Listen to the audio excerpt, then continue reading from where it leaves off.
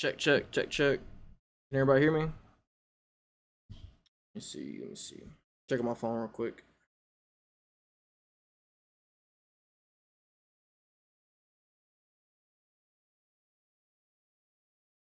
Check, check, check, check.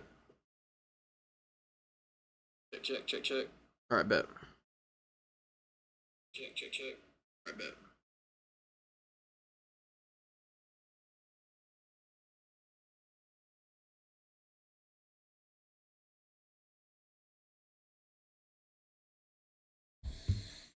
Turn that headset off.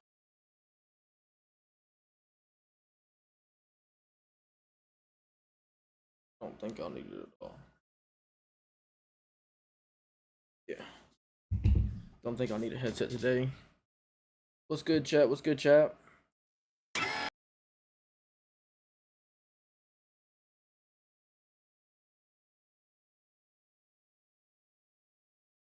I just had to mute a overlay real quick. Let me check the volume one more time. My bad, y'all. My bad.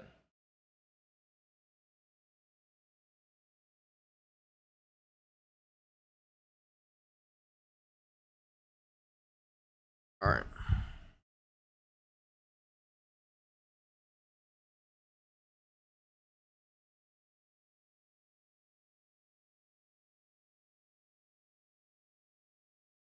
All right. Perfect.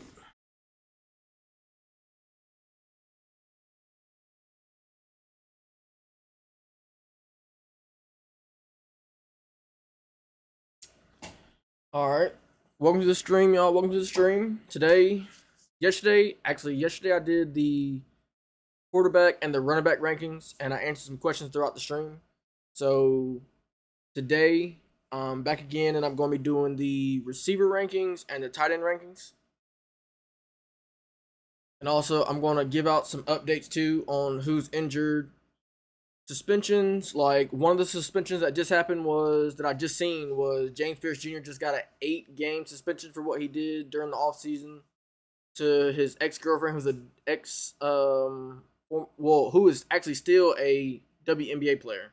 So I know he just got a suspension today. So that's gonna come in mind whenever I do the defensive rankings too.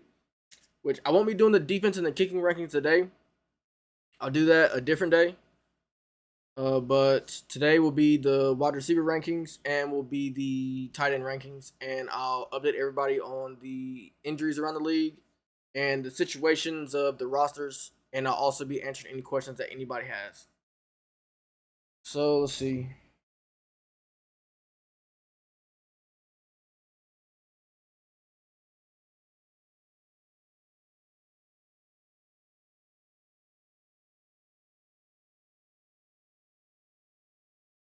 All right, so I guess we'll start with the receiver rankings first, and then hop into the tight end rankings next. I didn't put every single receiver in there because I mean the little rankings will last literally forever. So I got most of the top guys that actually mean something, and I guess like later on in the year I'll rank like after like maybe like week 1 and week 2. I'll start to rank a little bit more in depth of the receiving cores and the tight end cores based off of how good teams are utilizing players. But right now, I feel like I got most of the main guys. And if I miss anybody, y'all just let me know. And I'll put them on the rankings too. But let's start off with receivers. So first, I don't know how many S tier players are really going to be here because I'm also going to factor in suspension, possibly.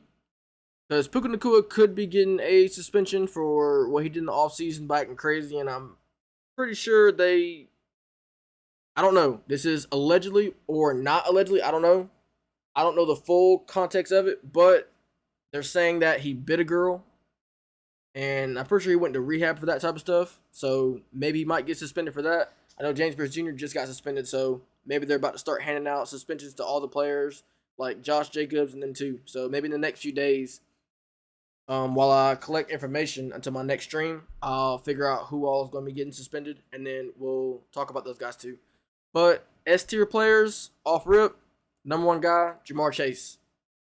Ja'Marr Chase will always be S tier as long as he has Joe Burrow and he's in that Bengals offense. And as long as he's still a healthy Ja'Marr Chase, Ja'Marr Chase is a lock #1 wide receiver fantasy football wise.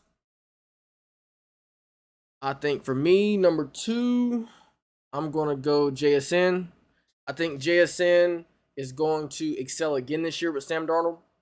I feel like Sam Darnold is a really good quarterback. He's not one of the top guys yet. I don't know if he ever will be one of those top guys.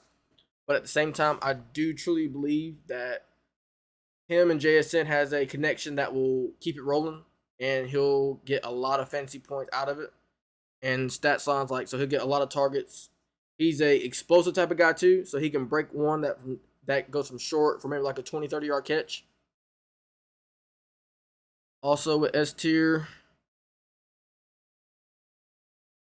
if healthy, if fully healthy and he's not suspended for a long time, we're putting Puka up here. Puka Nacua is going to be up here too. I think these are the only 3 S tier receivers that we actually do have. I feel like these 3 guys will be straight up locks. I don't think they'll ever move out of S tier unless they get injured or they're just not being involved in the offense enough, or if their offenses just aren't doing as well, or if their quarterbacks go down. Then they're going to drop down in the rankings because sometimes you don't have a backup quarterback like with the Seahawks. I don't see a backup quarterback who could help out JSN enough for him to keep him in S tier if Sam Darnold were to go down. Also, another thing with Ja'Marr Chase too. We seen last year whenever Joe Burrow got hurt, he wasn't really the same guy. He still did good, but he was not the same guy as of a S tier #1 ranked guy. So next we're going A tier. I think one of the first guys has to be Amon-Ra St. Brown. Amon-Ra St. Brown's going to be an A tier guy. I feel like he has one of the best abilities in that Lions offense to rack up yards, rack up touchdowns, and Jared Goff and his connection is amazing. I know Jameson Williams is starting to pick it up and being involved in the offense, but I still do believe that St. Brown is a #1 tier type of guy. Like in A. I think he still has that ability. He's borderline S tier for me, but with Jameson Williams being more of a pushed into the offense, I feel like it's going to drop him down for me to A tier. But A tier is still really good. Like if that you can get him first round, late second round, get him there. If you're in full PPR leagues, half PPR, maybe you get him like second round. But I feel like he is pretty much one of those dudes, man. I feel like also A tier.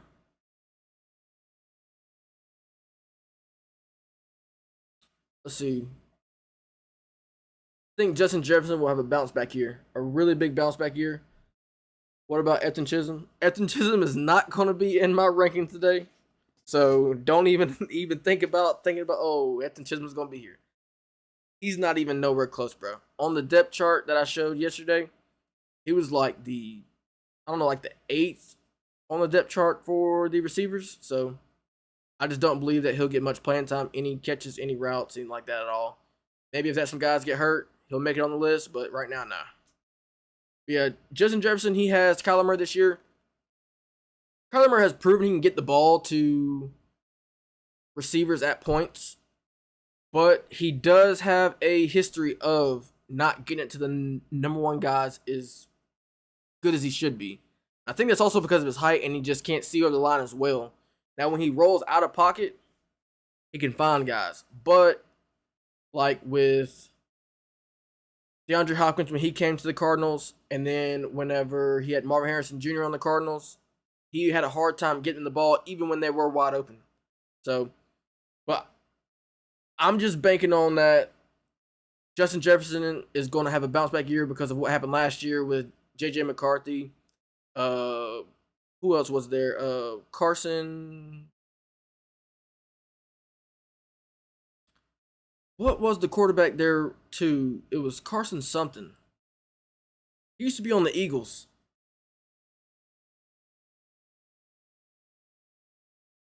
Am I tripping? Is it Carson? Let's see.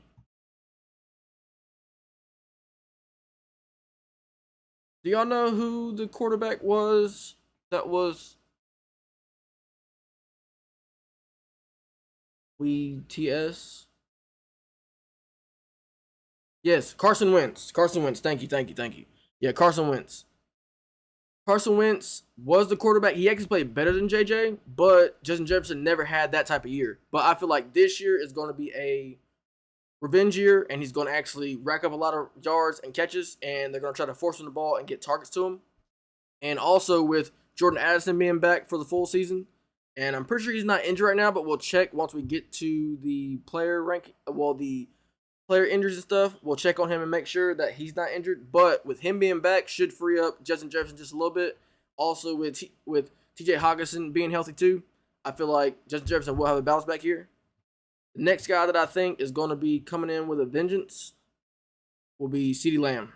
I think CeeDee Lamb is a very key guy. Some people might think about last year when he had those drops, and sometimes I feel like his effort wasn't the best, but at the same time, I just feel like that was based off of frustration of not winning, and also sometimes the ball not getting to him. But that's going to happen when you have people like George Pickens on your team. But I feel like this year he's going to try to prove that he's still that guy. Speaking of George Pickens, I think he's going to be right next to CeeDee Lamb.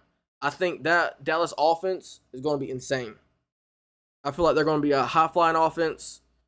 They're going to be able to throw the ball a lot. I know they still have Javonte Williams, but I feel like they have a good balanced offense to where both CeeDee Lamb and George Pickens can both get theirs. And they'll get a bunch of touchdowns, a bunch of catches. And the yardage might not be as much because, I mean, there's only so much yardage that can go around. But with the targets and the touchdowns, I feel like that will help out CeeDee Lamb and George Pickens well. And Dak can also still throw, man. I know he might not be winning the games, but with Dallas' defense and how they are, I know they gotten a little bit better, but I feel like with their defense being the way they are and the state that they are, it's kind of hard for me to see them being in the lead a whole lot. I think it'd be more of, I know they won't be probably giving up 30 points per game this year, but it'd be more like 25, I think, which is still they'll be playing from behind and having to throw the ball a lot. The next guy, y'all might say I'm biased, but I think Drake London is going to have a great year. If that Tua or Penix can just get into this offense and just complete passes and don't turn the ball over, Drake London will have a great year. I think he's also A tier. It is a little bit weary because I don't know which quarterback we are going to have with the Falcons, so he might change to being a B tier if we have some more QB problems. But I am very, very optimistic about Drake London this year, and I think he is A tier. Another guy who'll be A tier, which didn't have a good year last year, is going to be A.J. Brown. With A.J. Brown, with him last year with the Eagles, I know he was talking about he wanted the ball more. That's why the trade happened, and they didn't win in the playoffs, so he wanted to leave. I believe with the history with Mike Vrabel that he'll go back to being one of the top guys. If I'm being honest, I think you got to put him over Drake. Just because of the simple fact of that Drake May is a great quarterback and he'll get A.J. Brown the ball a lot. And there's no type of QB like confusion at all. I feel like that's going to be a perfect spot for him. So A tier right there. I ain't gonna lie. I don't know very many more players that will be A tier. Oh, I don't know. Talent-wise, Malik Neighbors could be A tier, but I don't know how he's going to look coming off of that injury. I really don't know.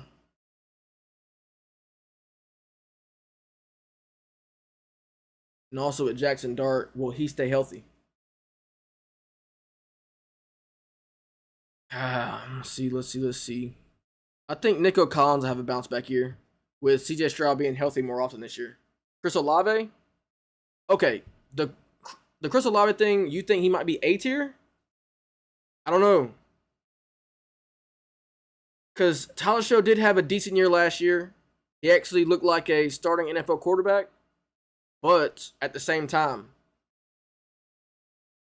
like, how do you put him A tier when there's still confusion of, will Tyler Show do the same thing that he did last year? And also, can Chris Olave stay healthy? Because he has had concussion problems. And if he gets a one or two few more of those, he might be out of the league, man. But I get what you're saying that he could be A tier. But he might be on the back end if he is A tier. But in the start of the ranks, I don't think he's A tier yet. But I do believe one guy who has been left by himself on the Eagles will be DeVonta Smith. DeVonta Smith, even with A.J. Brown last year, had a pretty good year. I think he's going to take that next step too, just because Jalen Hurts is going to have a point to prove of that he's still one of those guys at top level of the quarterbacks, and DeVonta Smith is going to prove that he can be the number one with being in that role this year. So I think he might have a great year. He could even push up to even higher in A tier if the Eagles actually get their offense going.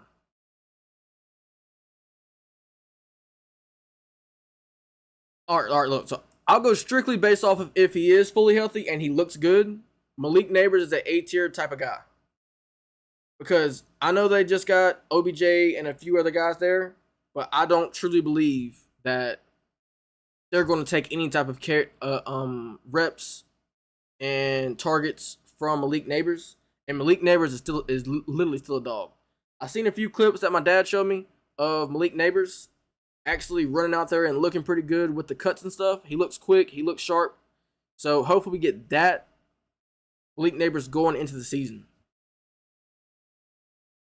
Let's see. That might be all of the A tier guys.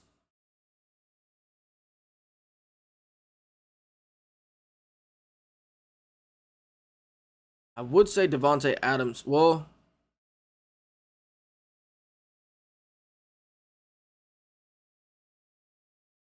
I think Ted Price A tier too. I think Ted McMillan's probably A tier just because he'll have a year under his belt with Bryce Young, and I feel like he'll truly take that next step and be that guy. He'll be one of those true number one guys, and he'll get the targets from Bryce Young. That's probably round out the end of my A tier. Now, to start off B tier, Chris Olave. Chris Olave is this close to being A tier, man. Really is. Like, he's a great dude to have on your team. If he can stay healthy, he'll be a number one guy. He has the freaking potential. He came from Ohio State, which I think is wide receiver U, that and LSU. I truly do believe that Chris Olave will have a great year if Tyler Show can keep up with what he was doing next year and improve. And also, Chris Olave can stay healthy and stay on the field. Next, I'm going to go Emeka Egbuka. I feel like Emeka Egbuka will be a B tier guy just based off of Baker Mayfield's going to go into the season mad and angry that he didn't get the contract extension. And with Mike Evans being gone, he'll have that ability to be the number one guy because Chris Godwin, I know he is back and he is healthy. He's working towards being back as that guy, but I don't think he will be. I think he'll be slightly a shell of himself. He'll still be competent, like enough to if like you get like a bunch of guys hurt, he'll be able to come in and like actually do something. But I feel like Emeka Egbuka now is the top dog there since Mike Evans is gone, and Baker Mayfield's going to feed him targets. All right, next on there, I'll go Rashee Rice. I feel like Rice will be a pretty good guy this year. I don't know if he'll get another suspension for this year. We got to monitor that. But straight up talent-wise, I don't think in the wide receiving core for these guys that they're going to actually have any type of threat to Rice being the number one guy and the targets that he's going to get. When he plays with Patrick Mahomes, he's a dog. And Patrick Mahomes is injured, and he's working his way back. They say he is looking good to where he'll be back for week 1. But if him and Patrick Mahomes are on the field at the same time and he can stay out of trouble off the field, he'll be a great type of pick. Next time, I'm going to go Davante Adams. I feel like Davante Adams is still one of those guys. He's going to be the number 2 receiver behind Puka. And I also feel like with Matthew Stafford still being the quarterback coming off of that MVP season, he'll have another great year. And I know there was rumors about him getting traded during the offseason. but that was probably because they were trying to trade up to go and get, I think, Lemon. But since they didn't get Lemon, they kept with Adams, and I think they're going to run it back. Now, if the season doesn't start to go well, which I think the season will go well, they might trade him at the deadline and just go straight up with Puka and the rest of the guys that they have as they supporting cast underneath. But I think they're trying to go Super Bowl or bust, so I think Davante Adams will be on the Rams the whole year. The next guy who I think probably be one of those guys, we'll go T. Higgins. T. Higgins, I know he's the number 2 receiver there, but if he were to go to any other team, he's a number 1 type of guy. Like, T. Higgins is literally that dude. Now, I know last year he had a few concussions and I think a few nagging injuries like here and there, but I truly feel like T. Higgins will have another great year, especially with Joe Burrow being back. Let's see. Who else could be in this B tier? Let's go DJ Moore. I think DJ Moore has the ability to be that number 1 guy for Josh Allen, and Josh Allen has been looking for that type of guy who's around like that 6'2", 6'3" type of frame.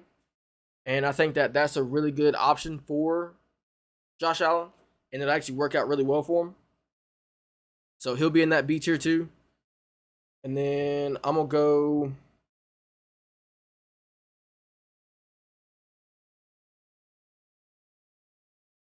Let's go Ladd. I think Ladd will have a bounce back year. I know last year was a little bit up and down and not as consistent. That's also because, let's see, Justin Herbert had that hand problem. Pretty sure he's the one who had fractured that hand and he had played through it for the rest of the year. So I think with him being healthy this year, Ladd will go back up to being the number 1 receiver for them, and he'll have a great year. So he'll be B tier also. It's kind of getting a little tricky here of what order, but let's see. Let's go Zay Flowers next. I feel like Zay Flowers is that guy for Lamar. And the Ravens, I don't know why they will not add in anybody else to that core to help him out. So Zay Flowers is still going to be the number 1 guy. And I feel like with Lamar and people putting smut on his name and the Ravens not trying to respect him by giving him that contract, I feel like Zay Flowers is going to have a great year, and he's worthy of being a B tier player. Jalen Waddle. Jalen Waddle's going to be B tier. Pairing him up with Bo Nix and him going into that number 1 role with that Sean Payton offense, I feel like he'll get a lot of, not carries, a lot of targets going his way. And with his talent, he's a boom play type of guy. Like, he can break a play off and go 60 yards for a freaking touchdown if you design the play up well. You can also get the screens, which is good for full PPR. Half PPR, I think he'll still get the yardage. He'll still get targets. He'll still get touchdowns there.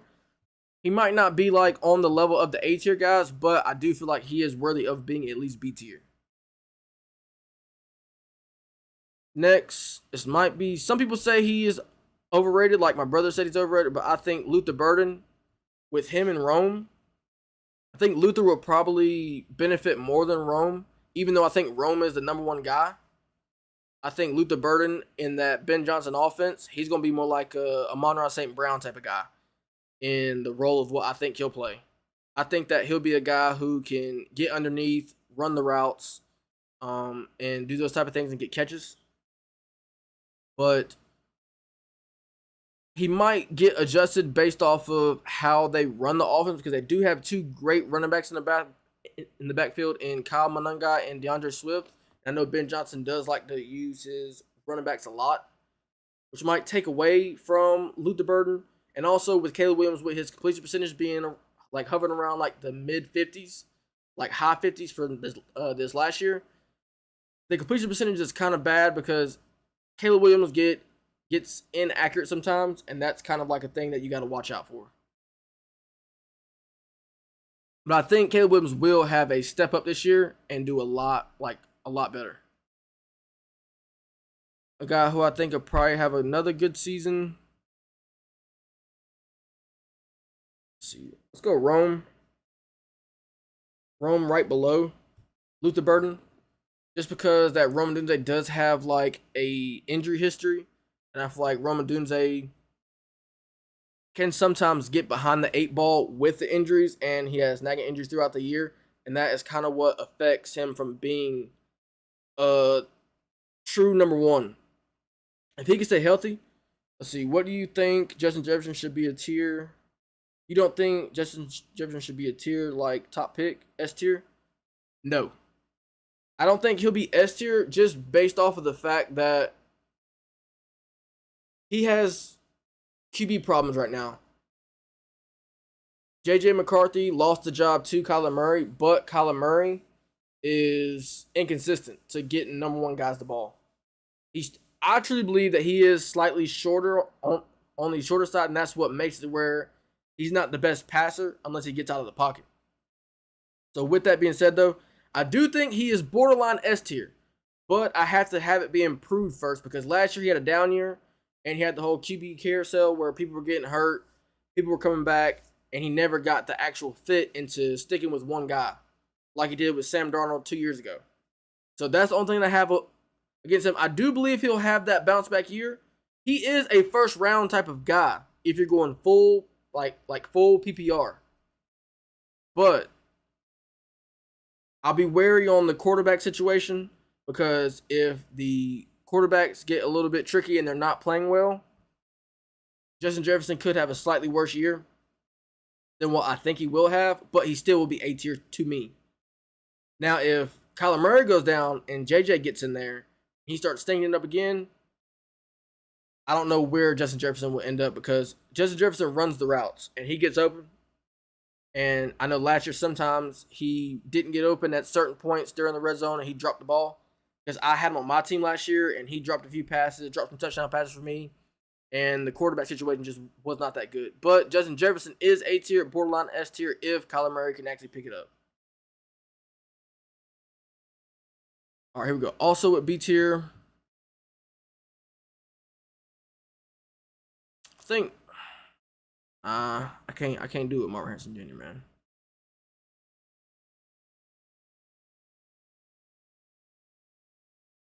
I think J-Mo is worthy of B tier.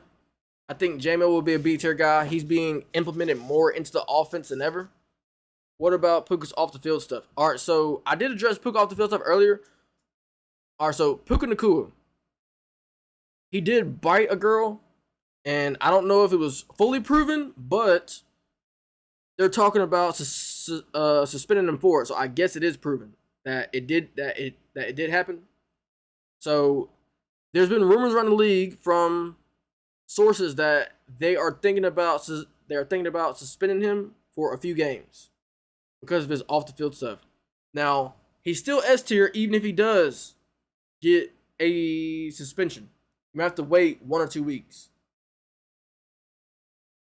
But I still feel like he is one of those top guys with Matthew Stafford. And I did just see Adam Schefter reported James Pierce Jr., the DN for the Falcons, who got in trouble this offseason, just got suspended for 8 games for what he did.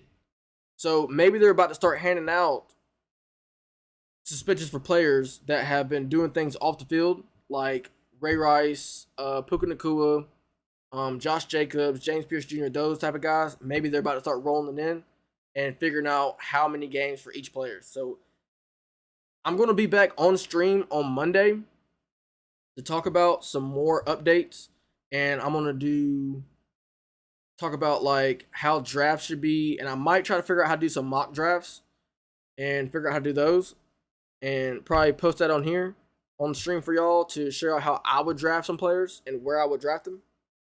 What about Mike Evans, B tier or lower? What round would you recommend drafting him? All right, so Mike Evans, I've heard that he has had a quad strain during camp, which is bad because the last 2 years he's had hamstring strains, which have pulled hamstrings that have left him out for a few weeks, if not longer, like 5 to 6 weeks. So I'd be weary on the Mike Evans thing, but I do feel like if Mike Evans is healthy, he will be a B tier type of guy. But right now, I just don't know how high up of a B tier he would be and how high of a value he would be. I do believe he is B tier, but with him and his health, I don't know how high I would recommend him to go in rounds. Like with rounds, if you're full PPR, I know that you're in a 10-man league, so I don't know. I'd probably hover him around like you're full PPR, hover him around maybe like, dude, if I'm being honest, like 7th round, something like that, 7th, 8th round. I don't think he's a high draftable guy, like a top 5, like any of those top 5 rounds. I think there's plenty of guys out there for you to get besides him that are more healthy and have a. I know he's in a good situation with Brock Purdy, but I just don't believe that he's the same Mike Evans that he used to be. Also coming off that broken collarbone from last year too. But so let's go. B tiers.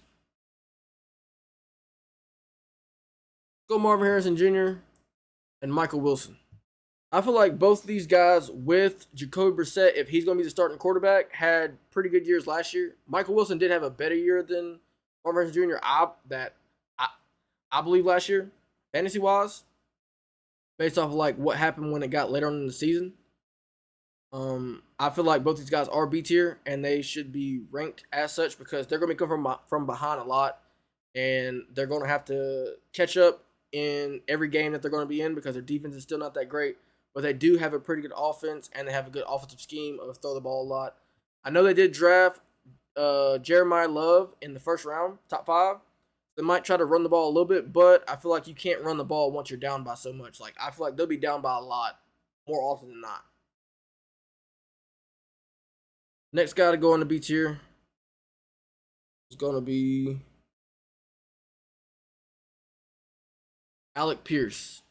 I feel like Alec Pierce is moving into his number 1 spot with the Colts, but he is dealing with a injury that he got surgery on earlier in the offseason around like May on his ankle/heel. They're saying they are optimistic for him to be back around week 1, but don't count on it being week 1. It might be more like week 2 or week 3.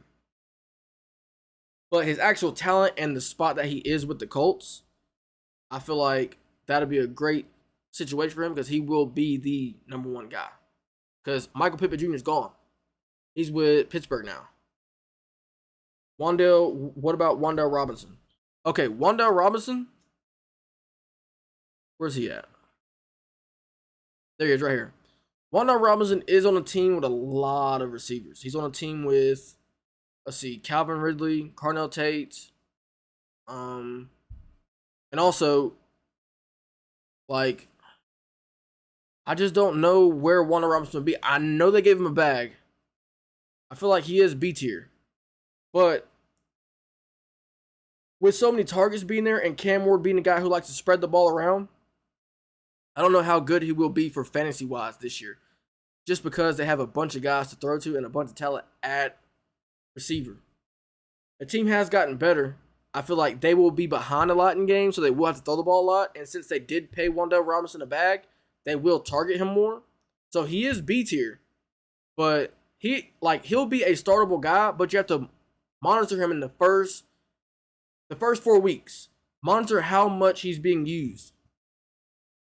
And don't just go off, he's going to have his targets come the more time that he's in the offense. No, I always have a rule. In the first 4 weeks, it's going to tell you everything.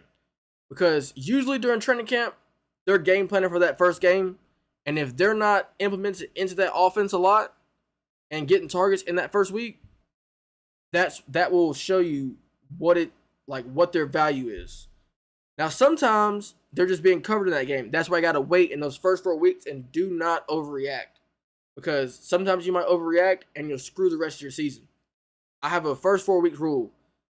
You shouldn't trade in those first 4 weeks based off of your draft. Now, if you feel like your draft is horrible, and you feel like you didn't get enough value or enough stars, maybe package some guys that you might not believe in at all and try to go get someone that is in the upper echelon of A that some people might be wavering about in those first 2 weeks, and they're like a overreacting type of player. But I always have a rule. First 4 weeks, do not trade, do not overreact. Another guy who's going to be B tier will be Carnell Tate. I think Carnell Tate and Wanda Robinson will be the number 1, number 2 guys. Calvin Ridley's going to, I think, drop back into being the number 3 guy. I truly do believe that Carnell Tate will be a sleeper in the wide receiver rankings when the year does go on.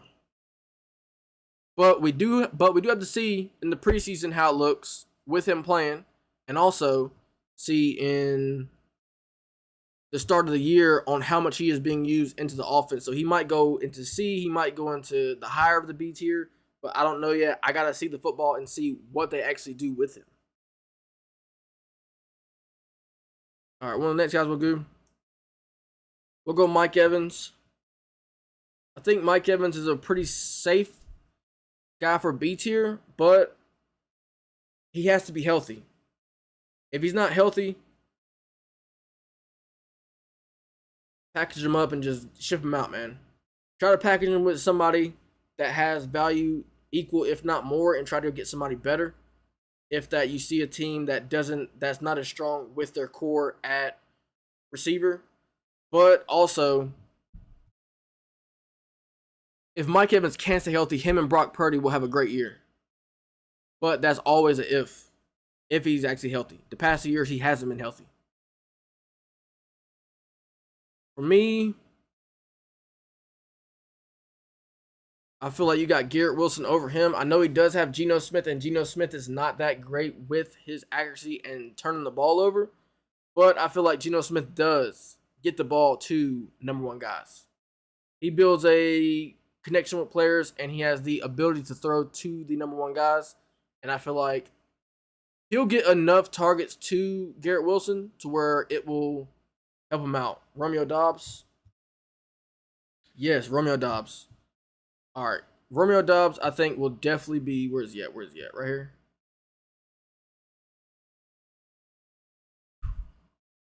I don't know.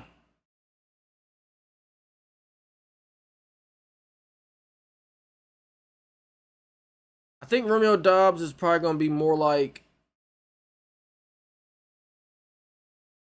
kind of end of B tier. But he is B tier, but he's low end B tier, more like borderline C tier, just because they do have AJ Brown and they still do have Kayshon Boutte. They have Mac Hollins. They got Hunter Henry. They do like to run the ball because this is a Mike Vrabel offense. But at the same time, I just don't know how high I can put Romeo Doubs right now in B tier. But he is a draftable player. He is a startable player. But you just have to monitor him in those first few weeks to see actually how much he's being thrown to. Because going to a new team, you're never guaranteed to have targets. You're never guaranteed to get touchdown targets and things like that. Red zone targets. And AJ Brown does love to get the ball. And if you don't get him the ball, he likes to whine about it. See, next, I'm going to go DK Metcalf being in the second year with... Well, what is it? Second or third year with Aaron Rodgers? I think it's second year with Aaron Rodgers. I think he'll definitely be B tier, but we do got to monitor it because he does have Michael Pittman with him, which is also going to be next. So they do have 2 big bodies, and Aaron Rodgers does like to throw to guys that are bigger targets, like a Devontae Adams. I feel like he has 2 of those type of body styles of guys. They're both in that 6'3", 6'4" range, and that'll be very good for Aaron Rodgers with his late playing career. So I feel like these 2 guys right here are definitely B tier. They're over Romeo Doubs just because they're taller targets. And also, I just feel like they'll throw the ball more in this offense. And Romeo Doubs is on a new team with A.J. Brown, who is a top tier dog. And I feel like A.J. Brown doesn't get a lot of targets. Like, I'm dead serious. A.J. Brown is back to being one of those first round guys. It might be late first round, maybe early second if you're like in a 10-team league. But if you're in like a deep league, he's like late first round.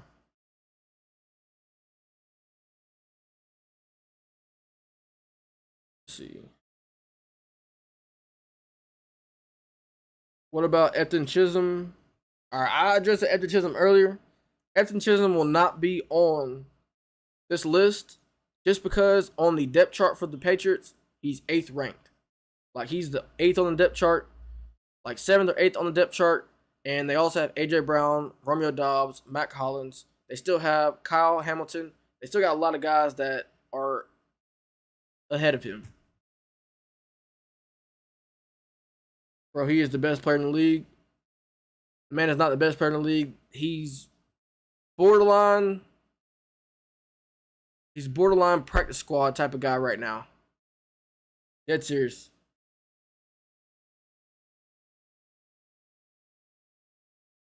Let's see.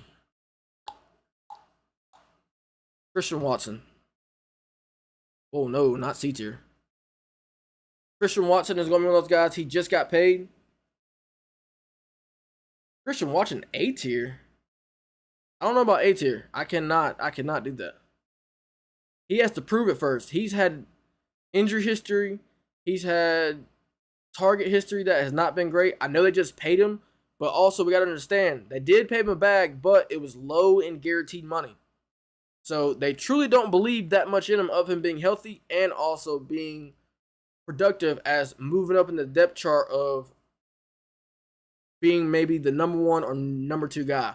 I think with the money that they paid him, they'll probably try to make him the number 1, but he just has to stay on the field. I don't think he's A tier yet. He's not on the level of any of these guys yet. Just being honest. He's just not. He has to prove it first. Now, he might be able to make his way up there if somehow he can have a great year to start off in those first 3-4 weeks. But right now, he's going to stick in B tier. I feel like he will have a good year if he can stay on the field, but he's definitely not A tier yet. Let's see.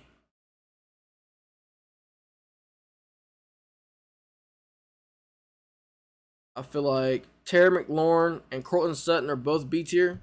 With Terry McLaurin, I think he'll have a bounce back year. He did have a bunch of injuries last year, and he was out for an extended amount of time. But I feel like with him being healthy, being in camp, being with Jayden Daniels, and Jayden Daniels being back, with also Stefon Diggs. With Stefon Diggs being up here too. I feel like with that 2 tandem, they'll actually have a great year.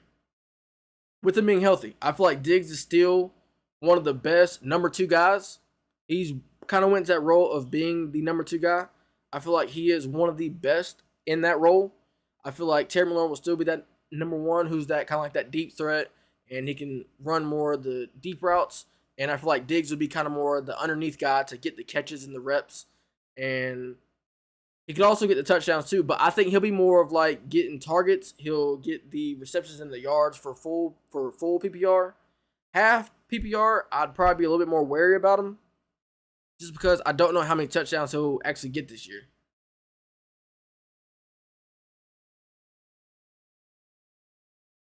Let's see, next. I think we're going to go.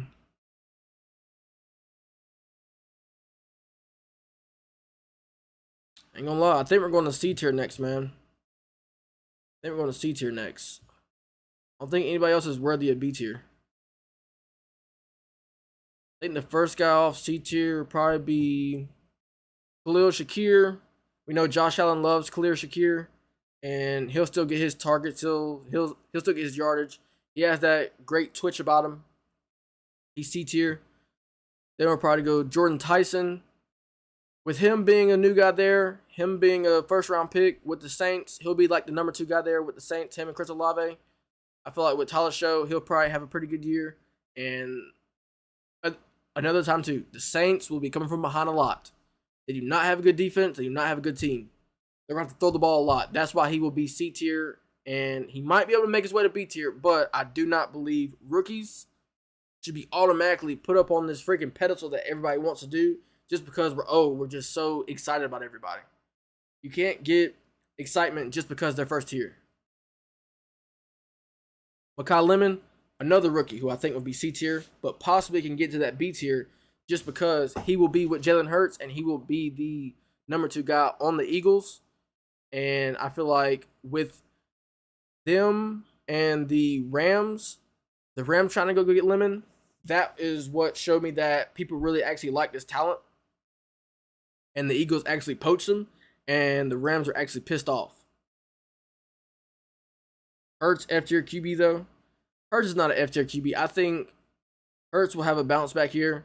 He'll have something to prove, and he'll have a great year. I truly do believe that. Now, touchdowns, I don't know how many touchdowns that he will get, just because he's not a crazy touchdown guy. But with his legs and the rushing touchdowns that he'll be able to get with that touch push, he'll still be one of the top 10 guys in the league. And here's where it starts to get a little bit shaky. Xavier Worthy, C tier. Let's see, who else can we put up there? Brian Thomas, C tier. He'll probably over Xavier Worthy. I think Brian Robinson, yeah. Or Robinson, I think it is. Brian Robinson. He'll have a bounce back year. I don't know how great of a year he'll have just because of so many receivers being there. Think Travis Hunter will probably C tier. I know he'll get more reps this year at receiver, but Brian Thomas. Oh, I don't know why I said Brian Robinson. Brian Robinson is a running back for the Falcons. It's just Brian Thomas Jr. I don't know why I had got their names mixed up. My bad. Thank you for correcting me. Yeah, Brian Thomas is definitely C tier. Xavier Worthy, yeah, just because he has Patrick Mahomes, he has a connection with Patrick Mahomes. But I don't know how Patrick Mahomes is going to be. Travis Hunter, he's a weird one. I have him C tier just because of the talent, but I don't know how much he's going to play on each side of the ball. If he plays a decent amount on offense, maybe he can go up into B tier just because of his ball skills and his talent actually running routes. But I'm still kind of iffy about him. I would not draft him high at all just because he plays DB still. And I feel like it'll take a toll on his body where he won't be able to play offense as much. They said he is going to play corner a lot more. See, that's what I'm saying. If he plays corner like a lot more, I don't think he'll be a B tier. I think he'll be a low C tier because they're still going to use him on offense.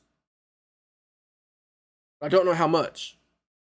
He's probably more like a red zone type of guy in certain packages, but we just got to monitor what they're saying about him.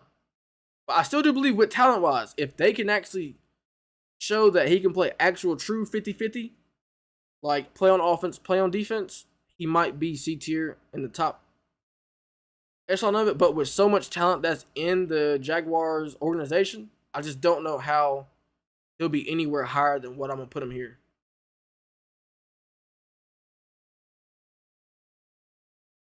Let's go Jordan Addison.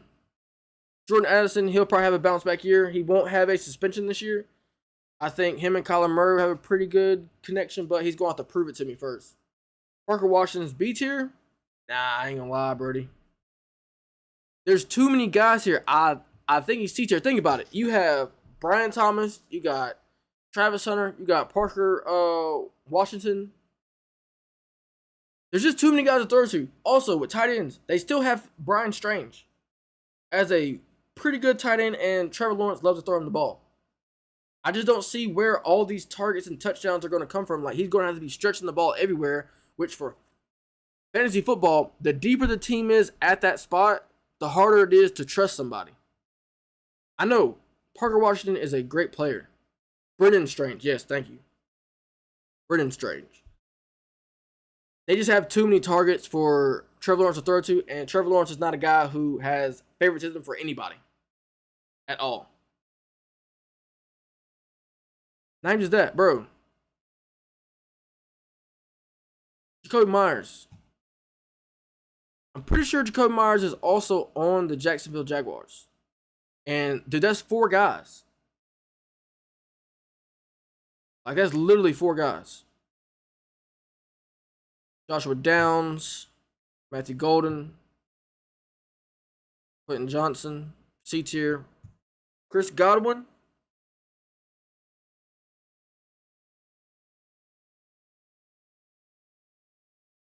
It's probably D tier for me right now, man. I just don't know how good Chris Godwin's gonna be, bro.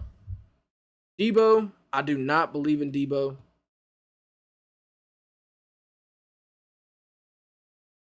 Debo is probably gonna be D tier. He looked out of shape in camp. Jaden Reed's probably C tier. Nah, I ain't gonna lie, he's probably B tier. Not D tier, yeah. I think with okay, you said I got Golden on fantasy. Should he be a starter? Who else do you have at receiver? Like who else? Who else did you draft?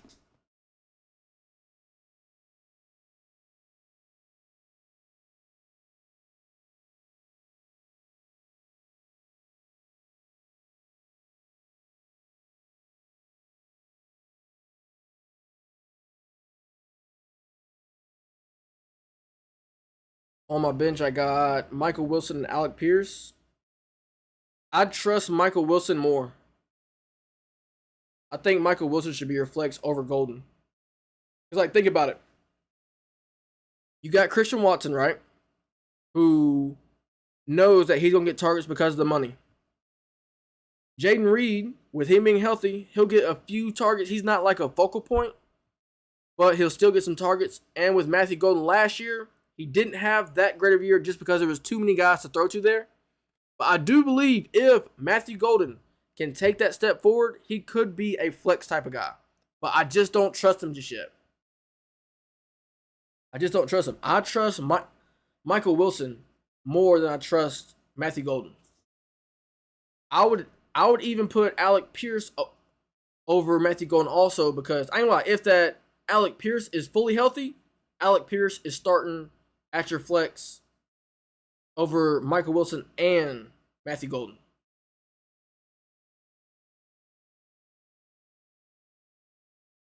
But yeah, the three D tier guys that I just don't know about. Chris Godwin is probably last. I ain't gonna lie. Actually, I can't put him last because he still is probably gonna be the number two, number three guy there.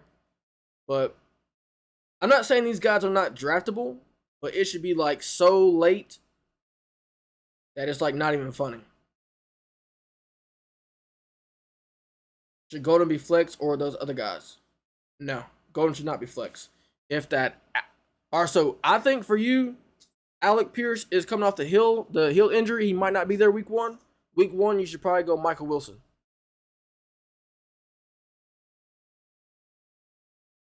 Michael Wilson should be your flex.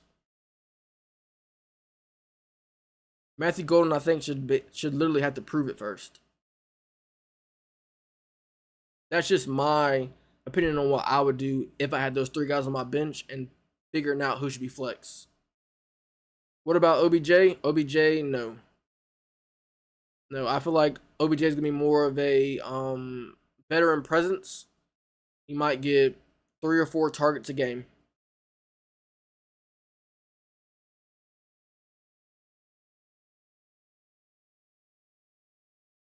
Hey, question: do y'all like the quality of what it's showing up? Because I'm on ultra low latency, which means that my stream is not delayed as much. Is the quality of the stream actually good?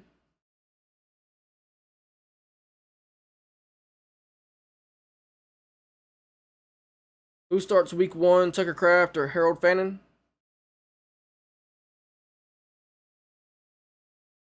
Tucker Craft.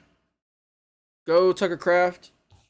He's bouncing back from the injury, but I feel like he's a better tight end than Harold Fannin, fantasy wise. Which that actually lead me into going into the rankings for the tight ends. So obviously, S tier, no explanation needed. There's 2 guys.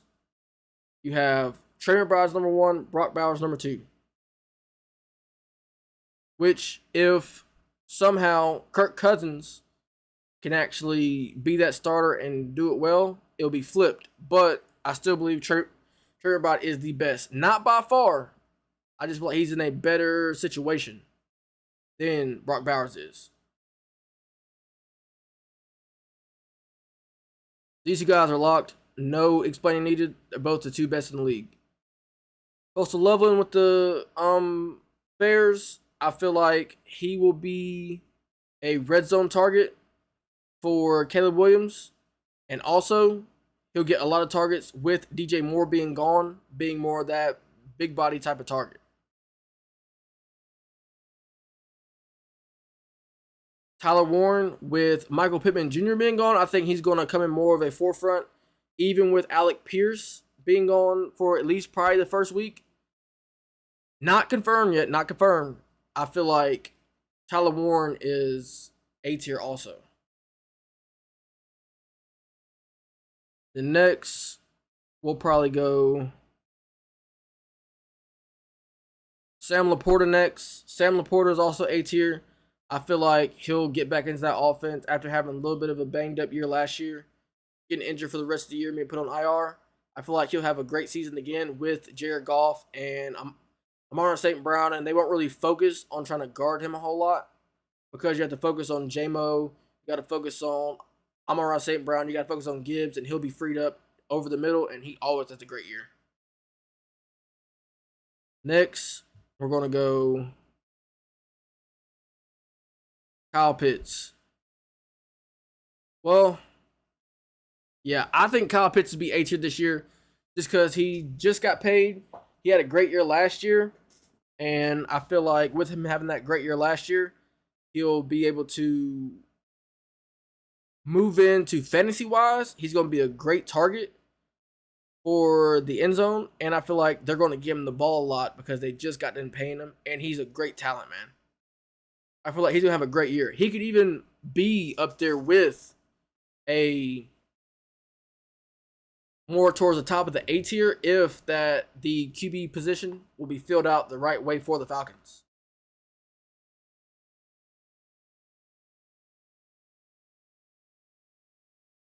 Next, we'll go Kittle, B tier. I think Kittle's probably B tier. I know he's coming off those injuries from last year, but Kittle still is that guy. He's probably not A tier anymore because of all the injuries and the age, and also all the targets that are coming up there in San Francisco. Kyle Pitts before Hunter Henry? Heck yeah. Kyle Pitts is in his prime. Hunter Henry is in the back end. And with the Patriots getting Romeo Doubs and A.J. Brown, Hunter Henry's not going to have a season that's going to be based on A tier type of level. But to answer your question, I'd go Tucker Kraft. Tucker Kraft high A tier. Pitts had 2 good weeks. That's cap. He had 2 out of this world weeks, not just good weeks, out of this world weeks where it was crazy. And he was actually consistent last year for a tight end. I'm not going off last year. I'm going off, I think he's going to improve from last year. He had a really good year fantasy-wise last year, but I feel like this year he'll improve even more. And he'll have those boom weeks way more often, and he'll be a higher points per game with his fantasy football based off of his talent and him being in the offense way longer. And also just talent, just strictly talent. We had George Kittle, they could be B tier. He's not A tier anymore just because of the targets that he'll get based off of the new options that he has in the San Francisco offense. Tucker Kraft, I'll put over Kittle. Tucker Kraft, if he gets back healthy and he shows that he's the same, he's most definitely A tier. Top A tier too. But with the season-ending injury from last year, I just have to see, is he going to be that same guy? Now, if he is that same guy, him and Jordan Love connection is insane, and he's most definitely high A tier, like you're saying. But right now, I just got to keep him B tier, but he's right there with being A tier. And also with Romeo Doubs leaving, he's going to have to step up a lot too. Let's see next. Let's go. I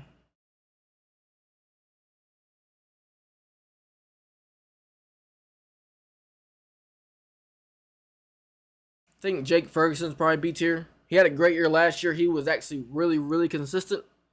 And I feel like he'll have another great year because Dak actually likes him and he'll be more the underneath type of guy. And also, in the red zone, they love throwing him the ball. Like, bro, he's a touchdown machine once they actually get down to the red zone. Like, he plays really good red zone tight end. Next, I'm going to go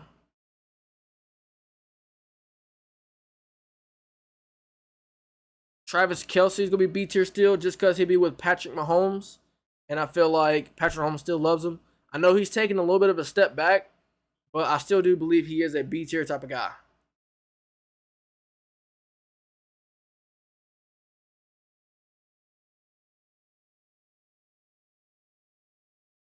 Harold Fannin, if that he can stay healthy, if that he can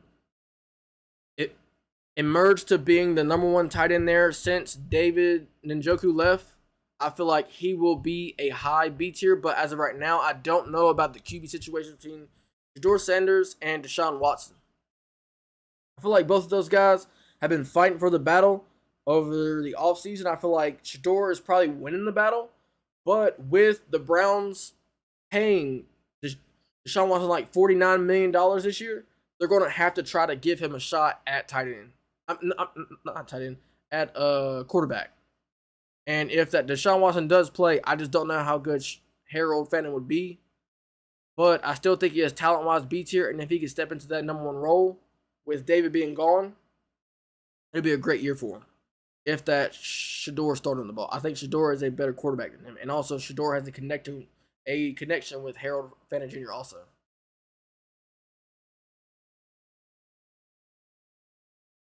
Next, Dallas Goedert's gonna be C tier. Dallas Goedert with he had a good year last year. I feel like with AJ Brown being gone, he'll have a good year again. But you gotta monitor him too because he is getting older. With let's see, Isaiah Likely's probably gonna be C tier.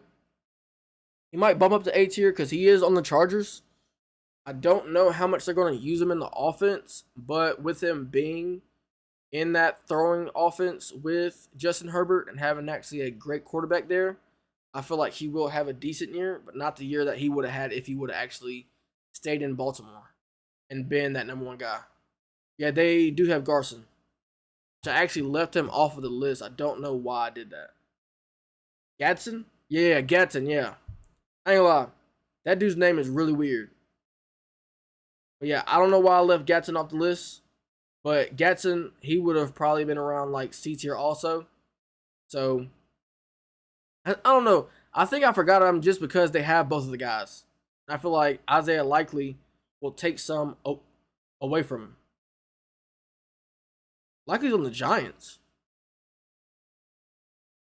Is he on the Giants? He is on the Giants. Thank you for telling me that. Who am I talking about?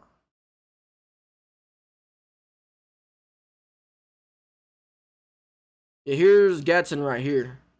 He's projected 6.6 points. I think that's why I didn't really put him on the list.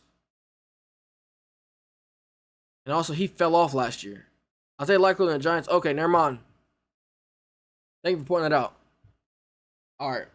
Likely is on the Giants, bet. With him being on the Giants, I ain't gonna lie.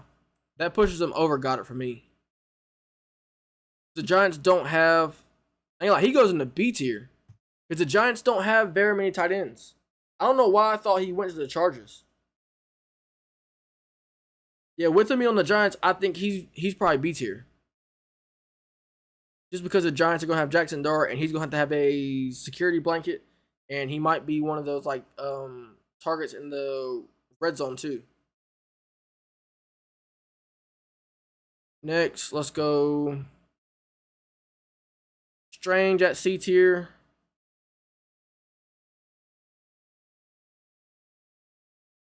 Theo Johnson. They do have Theo Johnson. Where is he ranked on here?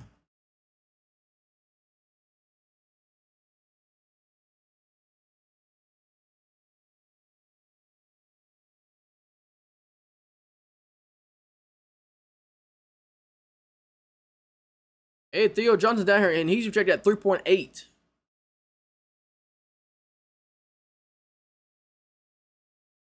I just don't know about putting him in the rankings if he's projected at 3.8. It just seems like likely is them beating him out then. He's got triple the amount of points. And likely, I think, is a way better talent than him.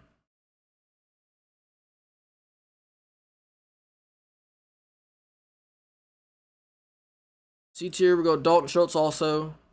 Also go him C tier. Hunter Henry, we'll go him C tier also.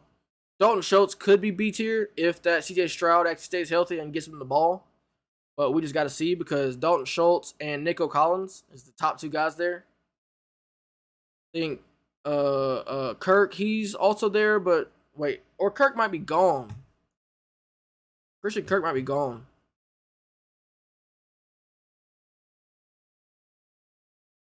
Yeah, Christian Kirk's not even up here at all.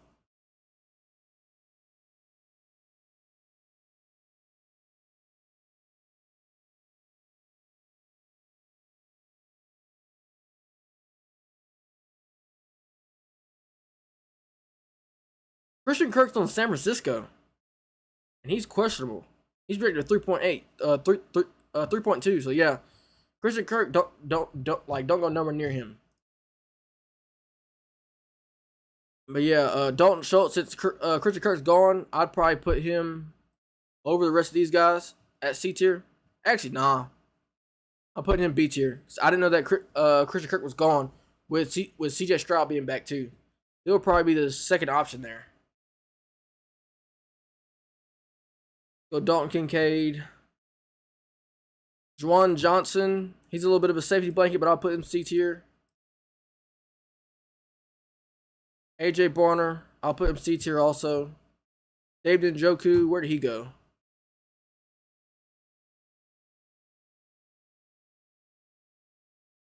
David Njoku went to the Chargers. He'll be fighting with He'll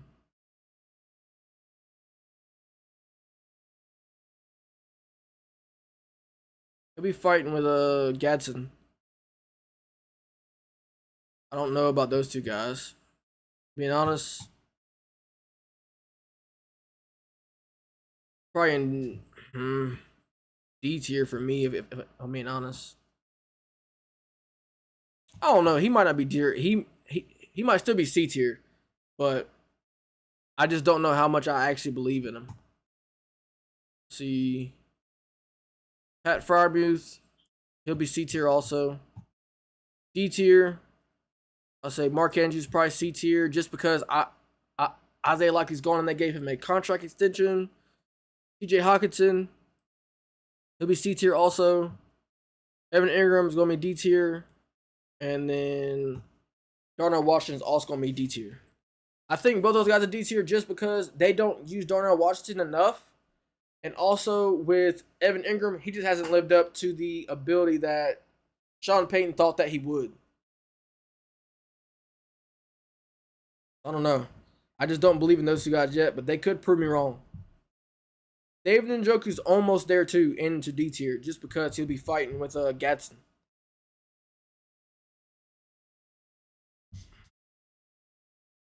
Y'all got any questions of what y'all like about any type of fantasy for in stream? I'm on an in stream around like 5:30, so I can set up for the stream tonight. But if that a lot of people pile in and start to ask more questions, I might extend it. But I think I'm gonna stay on until probably like 5:30. So if y'all want to ask any questions about anything about who should be starting, who should you draft, where should you draft, I'll answer any of those questions.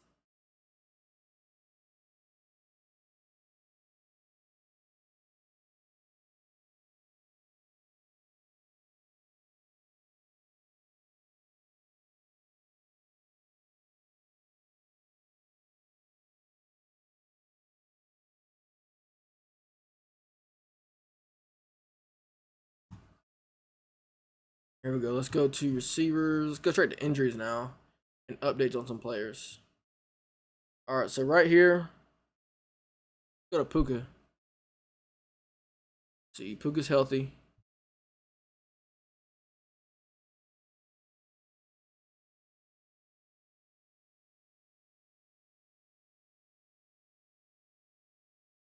August 13th, it said Puka is dealing with a groin injury but should be ready to go in practice.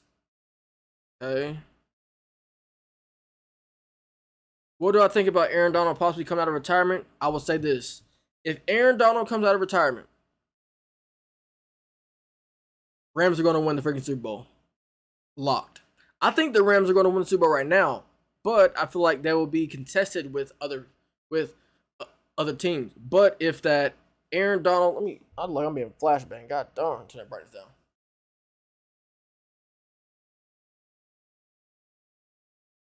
But yeah, with Aaron Donald, if that he can come out of retirement and help out with that defensive line, they're a locked Super Bowl champions to me. If that they can stay healthy, they have an elite defense already without Aaron Donald. If that they get Aaron Donald, the league, bro, the league can't do nothing because their offense is insane. If they had Aaron Donald last year and Myles Garrett when they played the Seahawks, the Los Angeles Rams would be Super Bowl champs right now, and they'll be going for back to back. Seriously.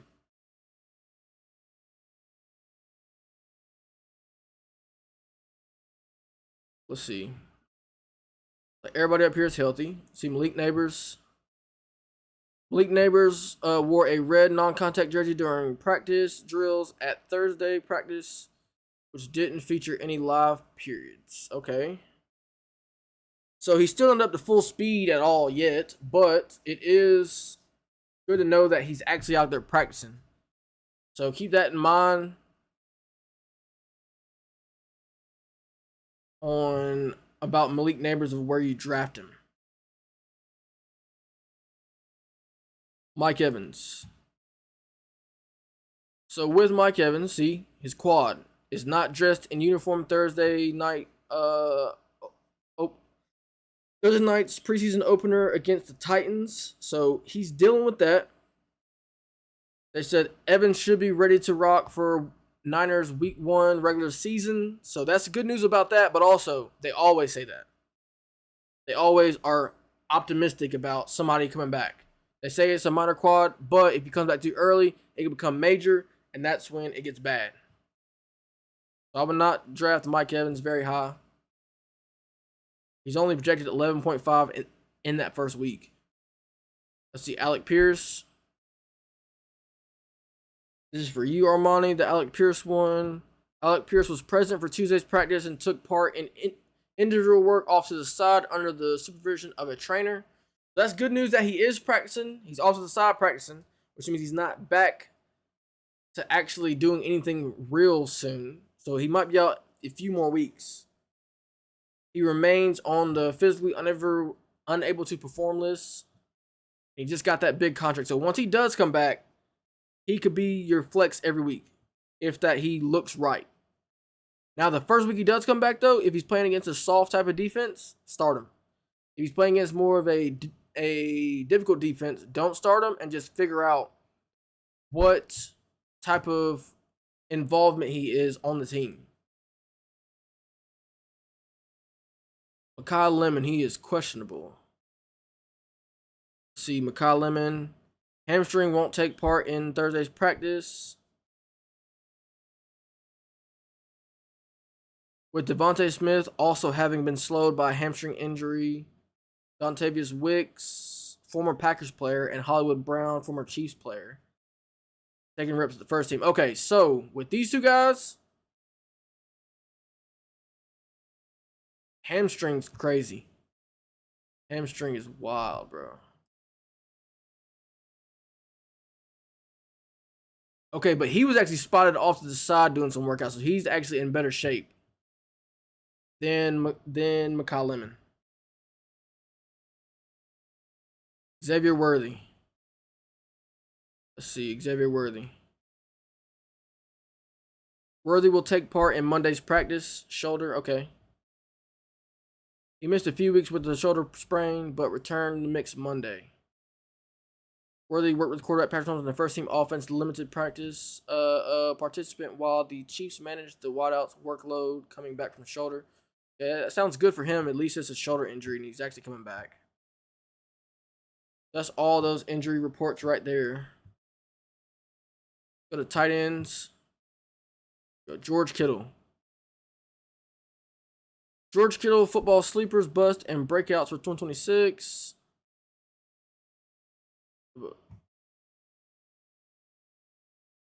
Why is he out?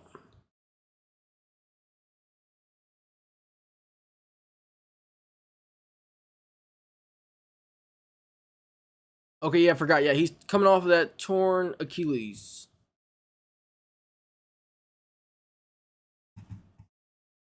He's worth a late round flyer. Okay, so I did not know that about him. He won't be back for week 1. Let's go readjust. All right, George Kittle. Talent-wise, is definitely B tier, but he's dropping back to the back end. Draft-wise, like they said, go for him later on in the rounds, like late round flyer, because it doesn't sound like he'll be back soon enough. Tucker Kraft, your boy. Let's see. Appears to track to be available for Packers Week 1 matchup. Okay, cool. So yeah, start Tucker Kraft. They say he'll be back Week 1. He's tracking to do that, barring any setbacks. Let's see who else we got here. Darren Waller. I did not put him on the rankings just because I don't know what's up with him. I don't know how good he's going to be. I don't know how many reps he's going to get. Darren Waller with a groin injury. He is questionable. Waller main contribution figure on third downs and scoring area. Okay. Yeah, I ain't gonna lie. That's why I didn't really put him into the rankings, is because I don't think he's going to be used as an actual tight end. He'll be used as a situational tight end. The rest of these guys don't even care about, bro. I will say Michael Mayer, he is a guy who you could pick up off the waiver wire if Brock ever does get hurt. He still is a viable type of player. See, let's go running back. Let's see if anybody is injured with the running backs. Charbonnet. Let's see. He's coming off that torn ACL. Looks like Price is getting more of the carries until he does come back. Let's see. James Conner. He's projected 0 points. He isn't yet doing any full team drills. He should be a free agent. Do not draft him. That's all the running backs that I'll go through. Everybody else looks healthy so far on this app, at least. Patrick Mahomes with the quarterback. Mahomes is a bit of a wild card as he embarks on his 10th season. He hasn't been a consistent fantasy QB1 since 2022. He's a risky mid-level late round filler. That is facts, though. He is a little bit risky because he is going into year 10. He has coming off of that torn ACL. They say he should be back. He might be ready for week 1, but he don't know. So yeah, go based off of what they're saying. More of like mid-round, mid to late round type of pick for Patrick Mahomes. Because I don't know how good he'll be coming back, also entering in that 10th year. Michael Penix. I know he's still on 7 on 7s. He's not even on 11 on 11 yet, and I don't think he'll play in that first. I don't think he'll play in that first preseason game.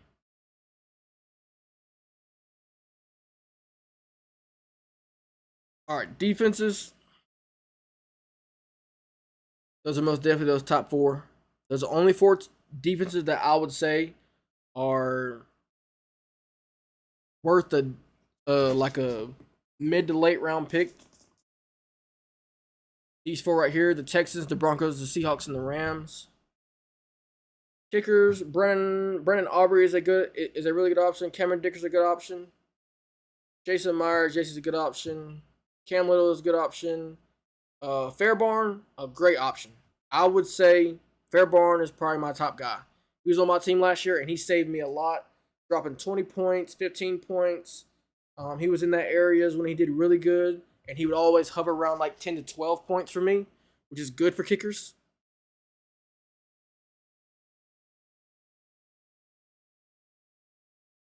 That's probably where I'd land there on that.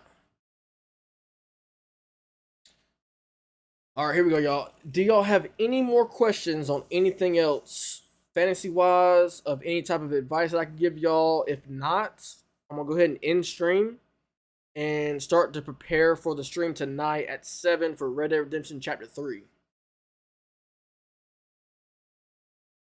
All right, cool. I have Tucker Kraft and George Kittle. Would you drop George Kittle for Isaiah Likely? Okay. So let's go. All right, so Isaiah Likely, I have him above George Kittle on my rankings. George Kittle is hurt right now, and they don't say when he'll be back. He's projected 0 points, I'm pretty sure. Yes. He's projected 0 points. So they don't know when he's going to be back, and also he is getting older. So I don't know. They're saying he's worth a late round flyer, especially if you have an available IR spot. So he's still on the IR.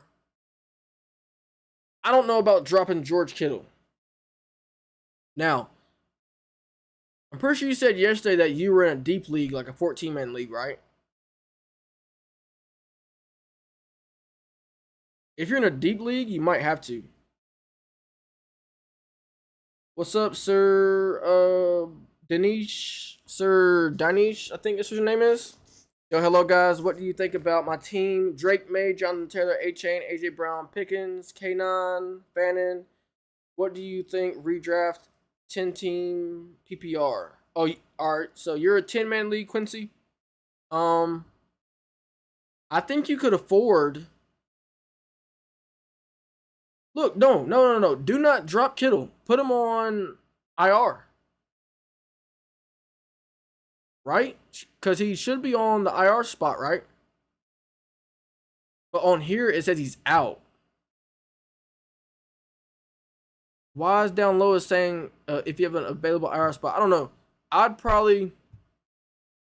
So let's see. Isaiah Likely projected 9.6. They also have Theo Johnson.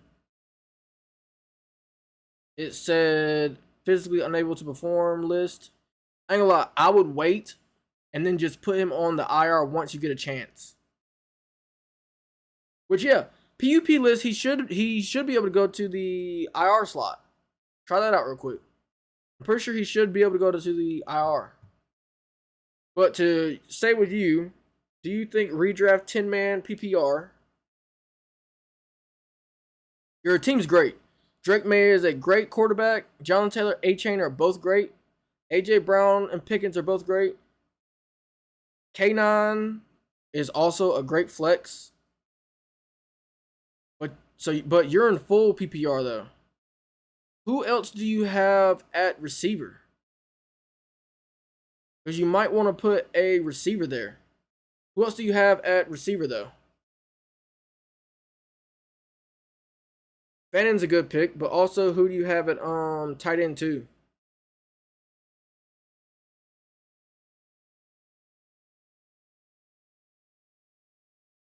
Your bench is low-key fried. I have Pittman.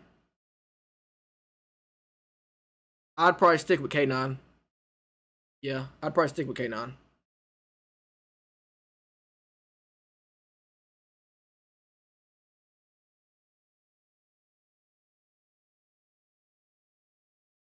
Two wide receiver, two running back, one flex. Yeah, that's the type of league that I ran to.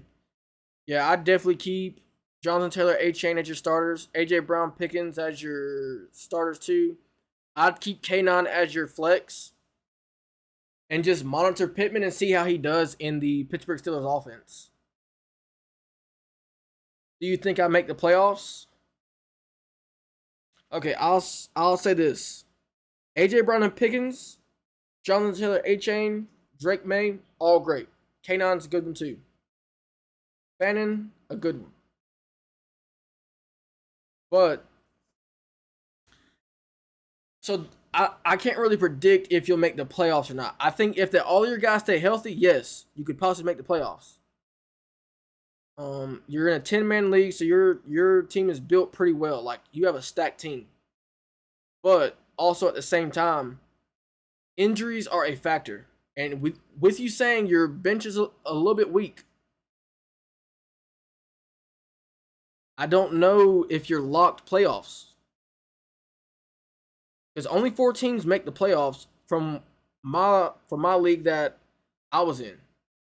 So if any type of injury happens and you're saying that your bench is fried, you're on a sketchy kind of like playing surface. It's like, all right, look here. I'll bring back up the receiver rankings of what I had them.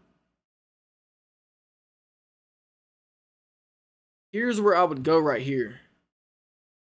This is about the rankings of where I have it. Your AJ Brown I have A tier. Your what you say? Pickens, I also have A tier. So you're great with those guys. With running backs, I had a stream yesterday. If you wanted to go and click on that on the VOD, I had a stream yesterday where I ranked the running backs, and I had Jonathan Taylor in S tier, and I had A-Chain in A tier. I gotta run the waiver wire. Yes, you kind of do, but I gotta also figure out who you have on your waiver wire. But pretty much, if you're playing fantasy football, and you should know what you're talking about. If you have if you ever wanted to ask me any questions about like who should you get off the waiver wire in exchange for who, I could give you advice on that too. But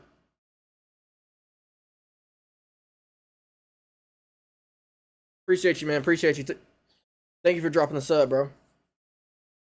But yeah, if you ever have any questions, I'll be streaming always on Monday, Wednesdays, and Fridays at 3:30 for the fantasy football. I am a gaming streamer. I just started my streaming with fantasy football this year. And my first one was yesterday when I did the quarterbacks and the running backs. And I'm going to do the kickers and the defense tomorrow on stream again at 3:30. And then Sunday, there will be no stream for fantasy football. But back on Monday, I'm going to get up a mock draft. I'm going to try to do a few mock drafts against the computer / like AI and show y'all how I would draft if certain things were to happen. Definitely tuning in. Appreciate it. Appreciate it. Sure. Good luck, bro. Appreciate that. But yeah, I feel like. All right, so I feel like with waiver wire, it gets a little bit tricky too because they're on the waiver wire for a reason. So like with Pittman, you should keep Pittman. But if like you drafted guys, right, and if that you didn't draft the guys on the waiver wire that are not on your team right now, you should only do it if that injuries do come up. You've already drafted the better guys that you thought could help more than the guys that are on the waiver wire now. So don't overreact unless somebody gets like popped on like the IR or if somebody's gone for a really long time. You have Quentin Johnson. Or so Quentin Johnson, I have him C tier just based off his year last year. His year last year was kind of up and down. Like when the first part of the year started, he was high. But bro, after that first part of that year, he dropped off the face of the earth. And he had some drop problems again, but the drops were way lower than what it was his first year. So yes, he is a decent depth for you to have. But if on your waiver wire, I mean, let's see, he's probably number 2 receiver there behind Ladd. So he is a good depth piece. At the same time, like, if you have someone on your waiver wire that's like, I ain't gonna lie, even like a Diggs, but I think people would draft Diggs since that he got with the Washington Commanders. It just depends who's on your waiver wire. I don't know who's on your waiver wire right now, but Johnson is a good little depth piece. I just wouldn't be thinking about starting him or putting him in flex or like anything like that, unless they start to prove that he's going to be a big part of the offense. But it has to be consistent for him to be a big part of the offense this year, because last year they just forgot to throw him the ball. and drops. Top wide receivers are G, Judy, and like Boston. On the waiver, I ain't gonna lie, I wouldn't pick up any of those guys. I think that your Johnson's better. Your Pittman's better. Keep those two guys. Those guys are actually viable depth pieces. Like if that one of your guys were to go down, you have two number two guys.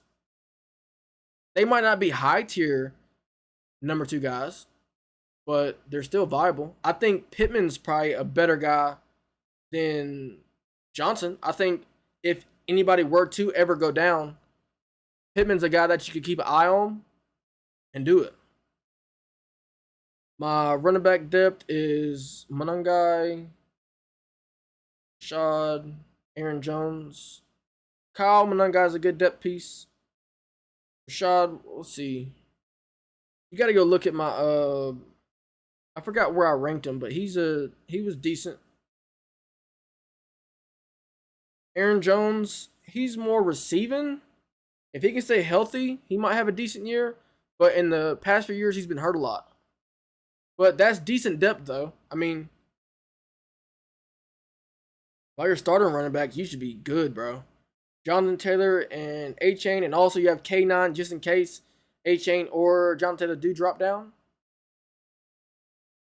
Someone offered Michael Wilson for Aaron. I should take, let's see. Michael Wilson for Aaron Jones.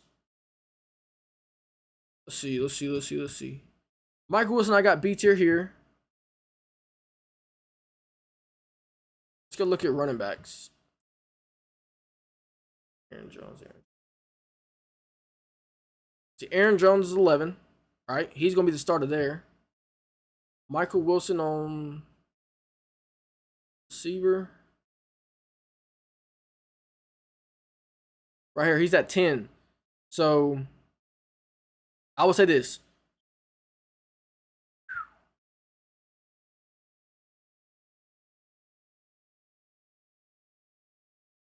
Let me just think for a second. Let me see if it's actually worth it or not for you. So let me reassess what it is. You have as depth for running back, you got Monangai and Rashad. Let's see.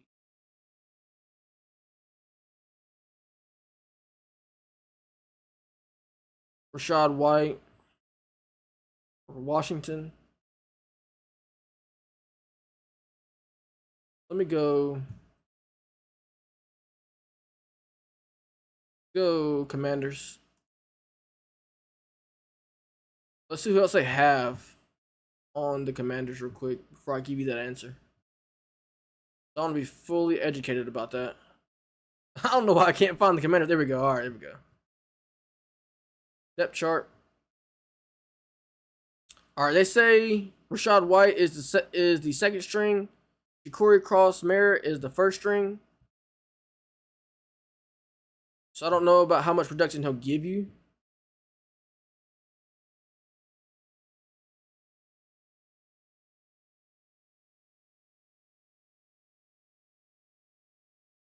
All right, so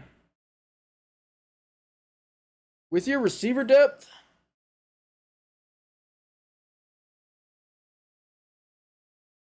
I think your running back depth with Monangai and Aaron Jones will be better than giving up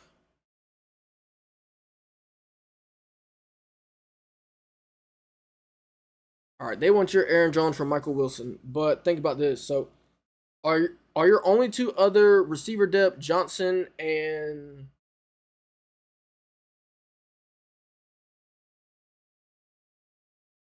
so you said Johnson? Who else? Johnson and Pittman. Look, I ain't gonna lie. I think value for value. I think Michael Wilson is better than Aaron Jones fantasy wise. I think you could possibly pull the trigger on that. Because think about it, if that Michael Wilson picks up from where he left off last year and he gets his stuff going, like he's definitely the number 2 guy. Definitely number 2 guy for the Cardinals. And they're going to be behind a lot, so they're going to throw the ball a lot. There you go. Look, Michael Wilson is literally starting. They got Kendrick Bourne with them too. That really doesn't matter to me, bro. Like, Michael Wilson is nice. And he proved it last year. Like, he was on my team last year, and I started him last year.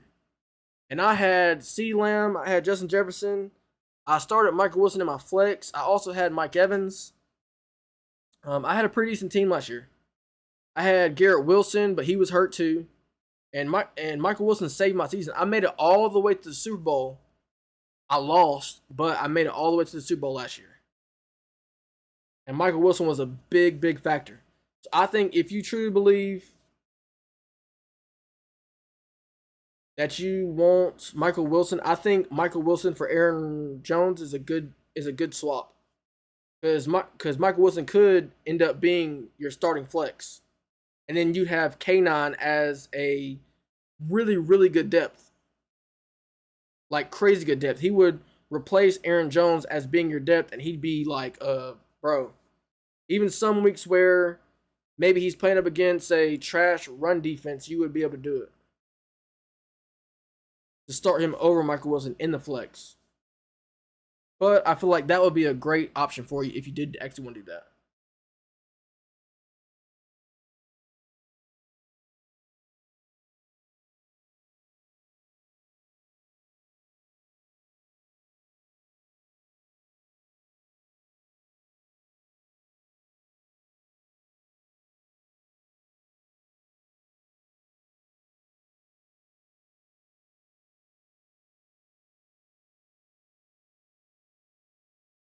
Missed the show, but we'll go back and rewatch the show. All right, bet, bro. Welcome to the stream, though, Greg. I'll pull up the little rankings for you and stuff. I did explain it earlier, so you might want to read it back, like watch it back. But yeah, this is what it looks like so far. I got as many of the guys there as I could. S tier, those are my top 3 right there. A tier is my guys right here.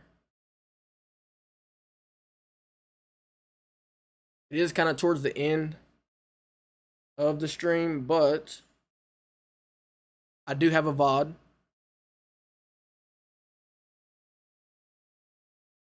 And here's the tight ends right here. Everybody knows these are the top 2. No real type of like explaining. I think these guys right here are going to be great too. George Kittle, disclaimer on George Kittle. They're saying that he probably won't be back week 1. They don't know when he'll be back. They're probably going to put him on IR. And he'll be more like a late round, mid to late round type of guy if you were thinking about drafting him. But I wouldn't drop him if you do have him. I just put him straight on the IR. Because he is under the he's under the PUP list, which will be able to put him into the IR list in your app.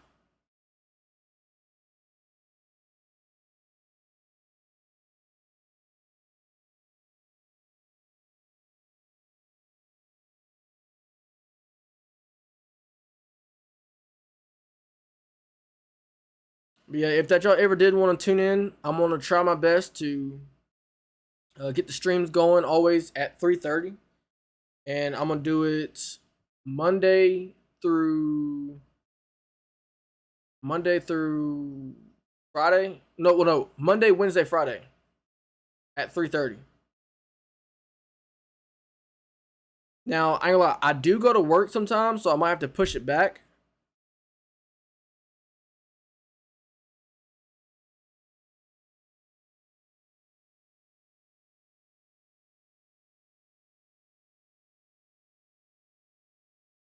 I might have to double dip on tight end, take a top tight end.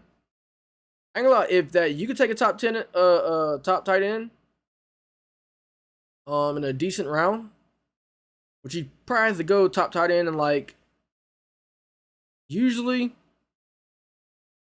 second round, third round if you're in full PPR. It's probably more like second round though.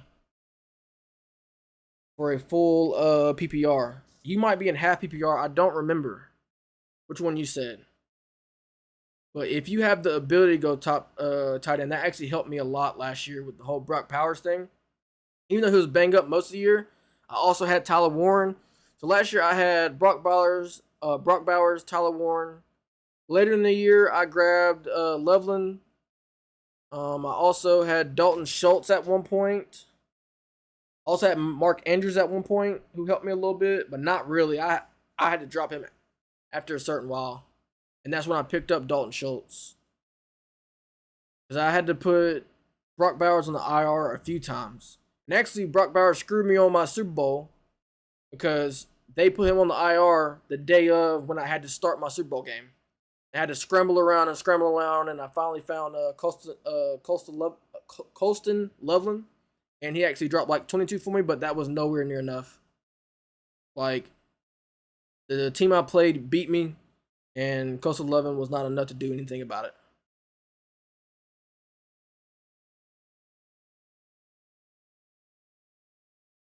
Around what time do y'all think I should start? Like, what time would be a good time to do um fantasy football streams? Be better for like morning time, like lunchtime.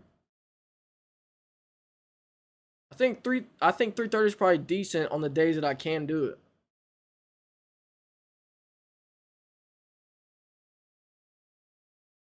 I had David and Njoku and Loveland drafted. I had David Njoku and Loveland drafted, and I picked up Fannin Jr. after week 1. Last year you did. I am Pacific Coast time, so I will go back and watch the live. All right, bet. Yeah, I'm East Coast right now. It's 5:26 where I'm at.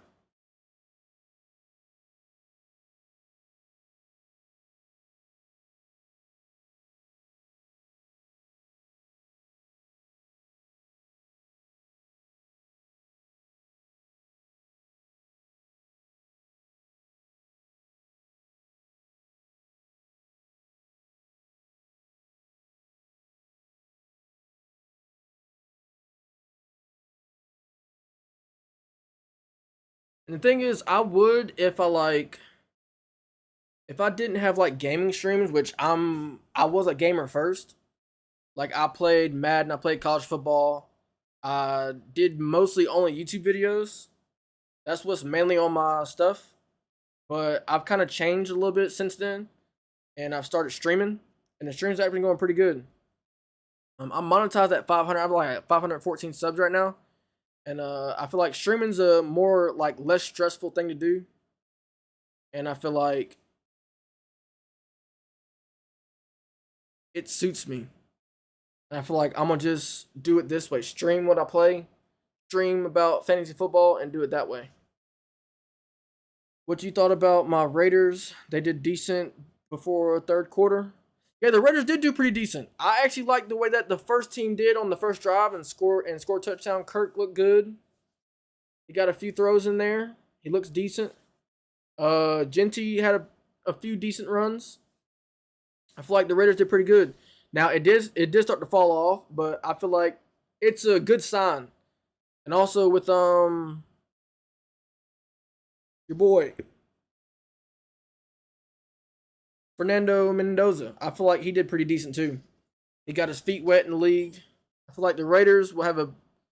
They're showing a little bit of promise, but they also did play the Cardinals. But I feel like they did pretty decent.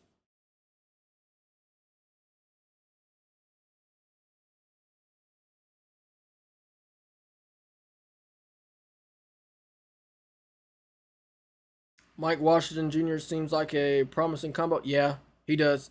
He has some pretty good runs too. I feel like they'll be like a 1-2 tandem, but I feel like it'd be more like a. I think. What do you think the split might be? Like 60-40? 65-35, something like that? Or you think it might be a little bit more steep, like a more like a 70-30 type of split.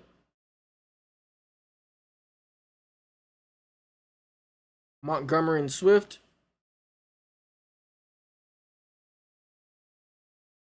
when they were on the Lions. Yeah, that could most definitely be like a style. Yeah. So based off of that comparison, you think they might be more like closer towards like a 60-40 type of split, where Gentry gets about 60%, he gets about like 40, if they actually both start playing good. Oh no, me personally, I think Gentry should be a guy that gets more like closer to like a 70-30 type of split, if I'm being honest. Just with his talent.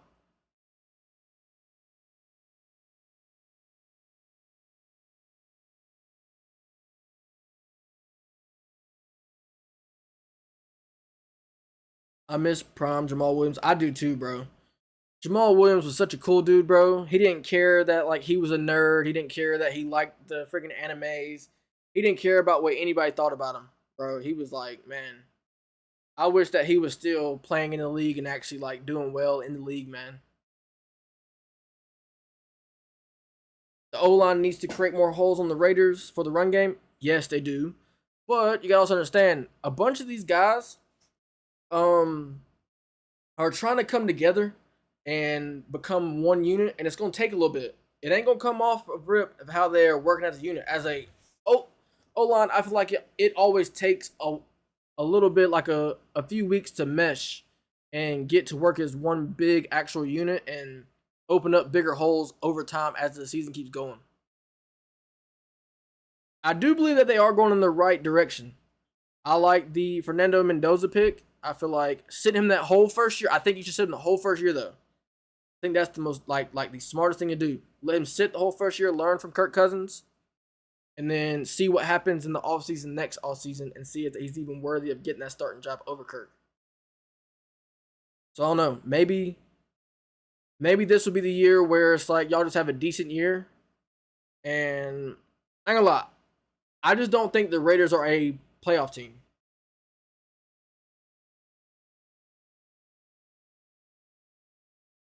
Is Bowers at the right positive? Is Powers at the right? Are you talking about Powers or Bowers? I think you're talking about Brock Bowers.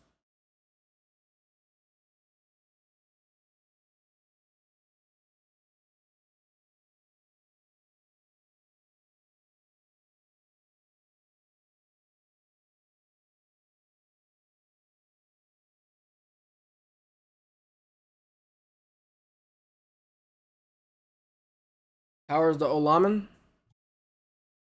Let's see.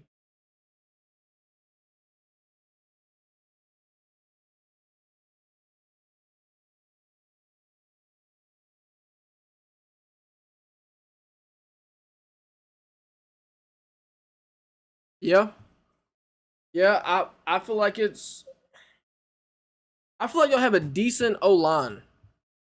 I feel like it can become a good O line if that Tyler Limbaum can actually get them to work as a complete unit.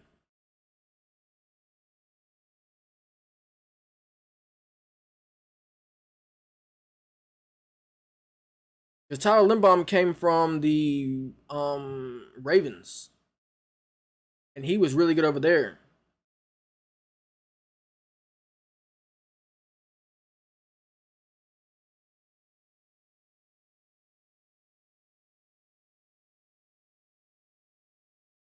Is he at the right spot? I mean, if the coaching staff believes that's the best spot, I'm not in the. I don't know.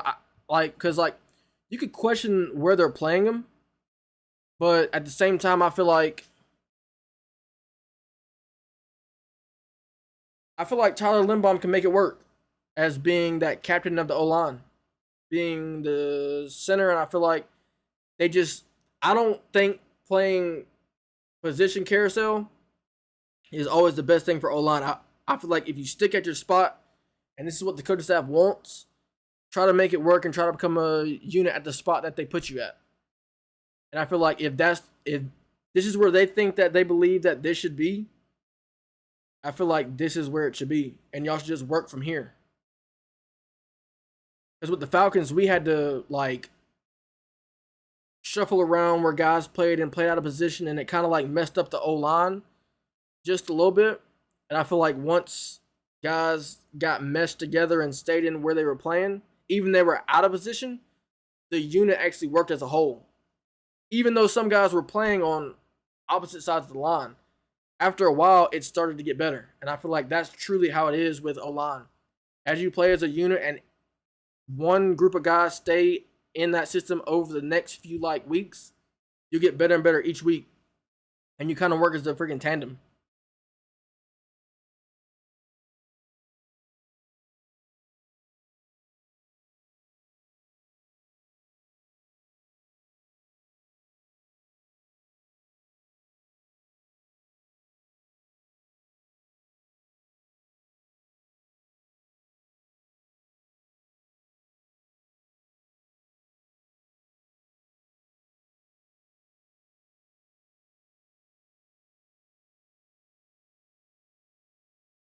They got any more questions on any type of fantasy football?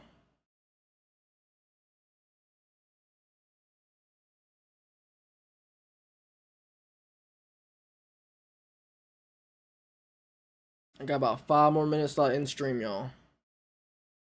So I can set up for the gaming stream tonight at 7.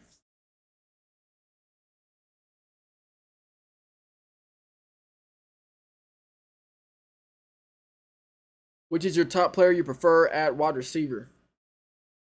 If it was me, if I had my first pick of the litter with receivers, I'm going Ja'Marr Chase. I just like the connection with him and Burrow all the way from college from LSU. And I feel like he is the top dog. Hands down. I get the whole Puka Nacua, but he also has Devontae Adams with him. I get the Jackson Smith Njigba. I get that. He's with Sam Darnold, and there's not a whole bunch of guys like fighting him for reps and fighting him for targets. But I feel like with Ja'Marr Chase, he has T. Higgins beside him, and they can make sure people can't really like try to double team as much. I feel like Ja'Marr Chase is the guy. He's gonna be the guy. That's why he was the Triple Crown winner. I feel like he's just the best overall. Him and Joe Burrow have a special ability to just go off in games consistently. And bro, just pure talent, bro. He's insane.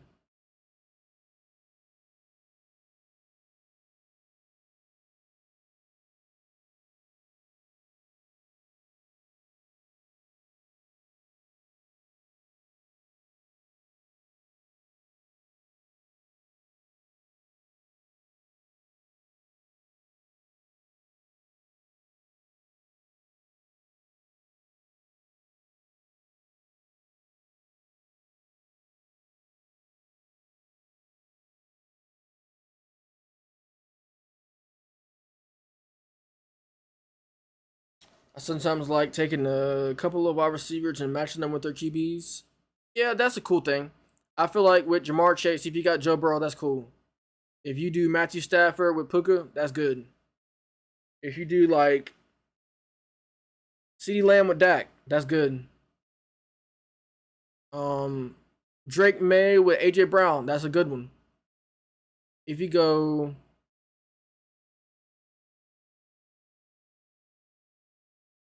let's see,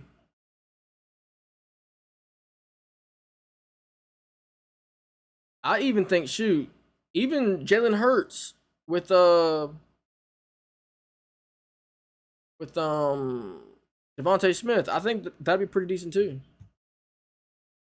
Loveland and Christian Watson. Like, am I choosing between them or am I telling you about what I think about them?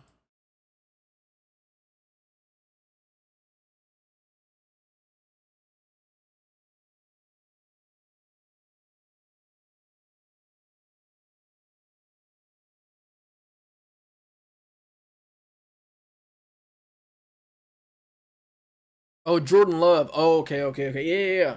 I ain't gonna lie. That's not bad. That's not bad. Jordan Love and Christian Watson's not that bad, but I do feel like as you see in my rankings, he is B tier because I feel like with him getting paid, they're going to try to implement him as the number one. But also at the same time, he has to prove it, man. He has to prove that he can stay on the field. He has to prove that he can be the number one. He also has Matthew Golden, Jordan Reed. Like, bro, it's not easy for him, but I feel like it's all set up for him to thrive. And I feel like that's a that's a situation where he can become the guy with Jordan Love. I feel like Jordan Love will have a great year. Like he has a bunch of weapons. I feel like Matthew Golden will do a step up. I feel like their receiver depth has dwindled a little bit, but that's also good if you're thinking about Matthew Golden, Jaden Reed, and Christian Watson.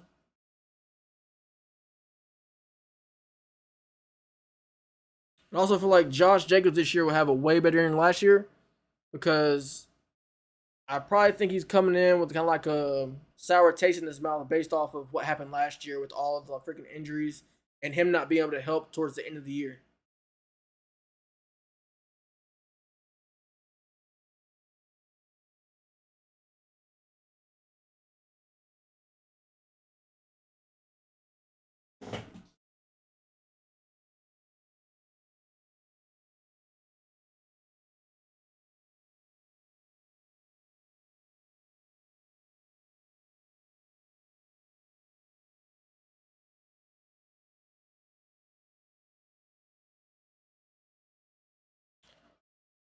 All right, y'all. If that's Scott Moore was good in the combine, Scott Moore, you talking about for the Chiefs, right?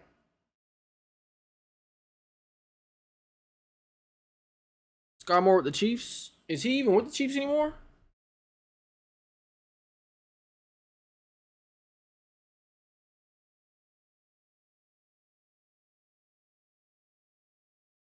The Packers, Scott Moore. Maybe I'm thinking about a different guy.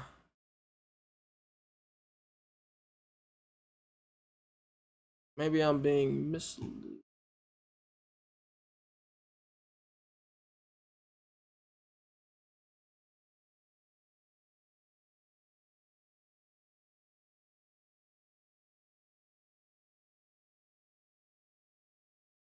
See, Packers.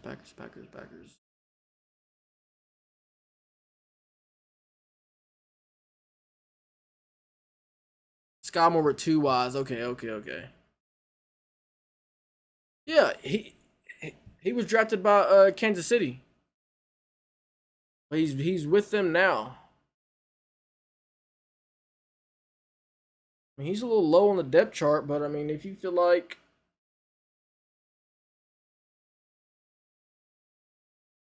I mean, if the yeah, I feel like once he was in the combine, yeah, he looked good, but I don't feel like he reached his potential of what he was supposed to be. I don't. I'm not gonna lie. I don't want to be a Debbie Downer or nothing, but I just don't believe he will reach it. I don't think he's that type of guy.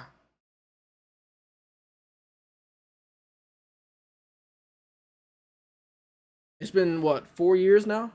You drafted 2022. I just don't believe that it's gonna happen anytime soon.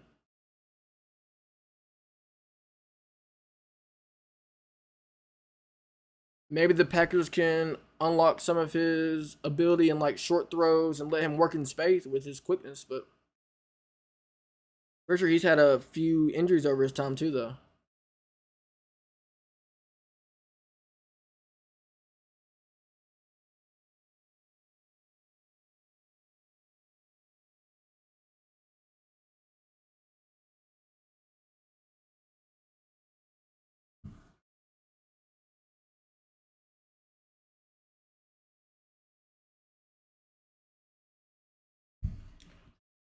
All right, I'll take one more question if that y'all want to ask a question, and then I'm gonna end the stream and get ready for other one. Skylar Bell, or maybe it was Skylar Bell from the Yukon. I get dudes that dude same thing. I get dudes mixed up too. I get names mixed up all the time. Like today, I called Brian Thomas the receiver. Him right here. I called him Brian. I called him Brian Robinson Jr., who is the backup running back for the Falcons right now. I get names mixed up too, man. Nothing wrong with that. You said guy Scott Bill. Scholar Bill.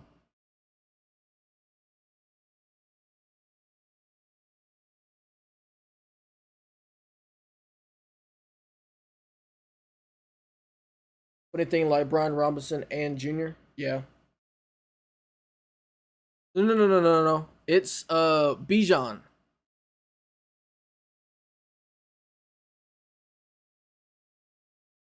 It's Bijan Robinson and Brian Robinson. Here we go. Bijan Robinson and Brian Robinson Jr. It's just people get them mixed up in the fantasy draft because they see B Robinson. They say B Robinson and B Robinson Jr. and they think, I don't know why they think Bijan Robinson is like a junior. But I get their last names do mix up though. I remember that draft video too, bro. People were tripping. They was like laughing at people like, bro, you picked him? He's like, bro, that's not Bijan Robinson. He's like, man, yeah, it is. He's like, no, you just picked Brian Robinson Jr. He's like, no, man, let me change. He's like, no, you can't change. It's like, bro, you picked him. You can't go back on what you put on the board. Yeah, that jump was crazy, bro. A bunch of people got it wrong.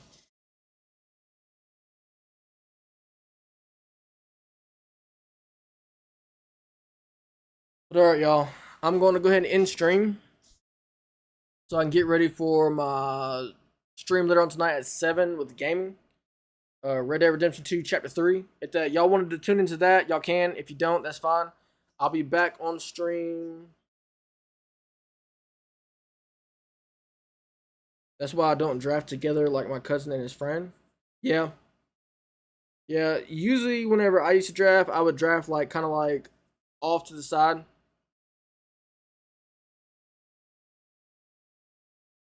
Due to I have to be locked in mentally. Yeah, me too.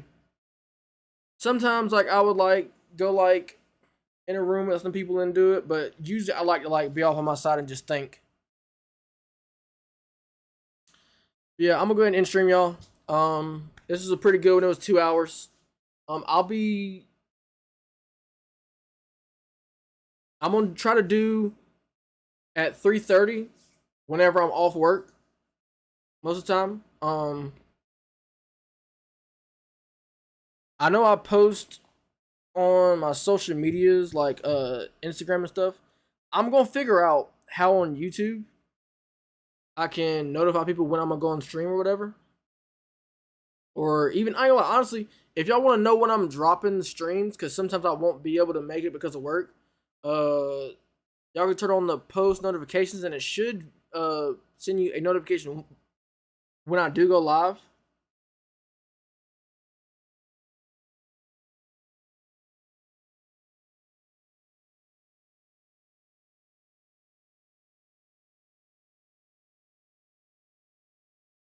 So 12 p.m. in the afternoon. What like was that for your time or my time?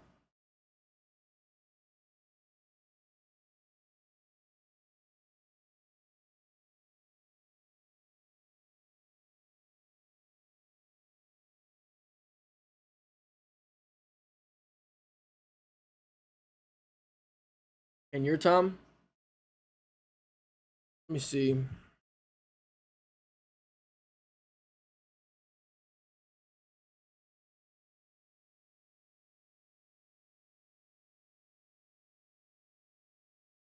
I'm 3 hours ahead. You're 3 hours ahead because you were 3 hours ahead, so I'm 3 hours ahead. Yeah, so I guess for you, yours will be at like lunchtime, like 12. Because mine is gonna be 3:30 p.m. So yeah, I guess yours will be at lunchtime then. Yeah, at like 12. And then yeah, pretty much yeah. I'm gonna try to do it almost always around 3:30. But if y'all want to turn on y'all's post notifications, it should send you a notification anytime that I do go live for fantasy football or even gaming. But I stream every day for gaming at 7 p.m. Sometimes I'm a little bit late. I get like 7:30, maybe 8 o'clock, but usually I try to I try to be on at 7. I stream from like 7 to 11 usually. Last night I did a 6-hour stream with the game, and it actually went pretty well.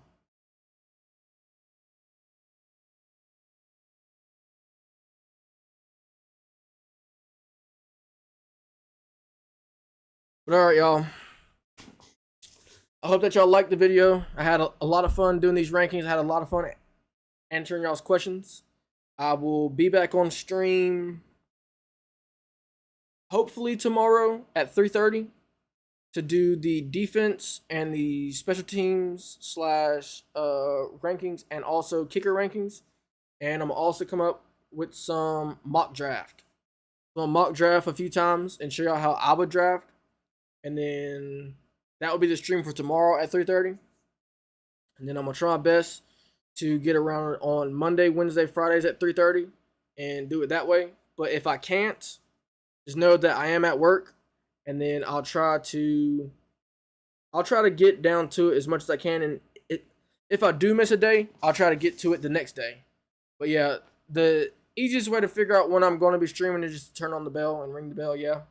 And then yeah, it'll pretty much be that way. But all right, I'm about to end, y'all. I'll catch y'all next time. Peace.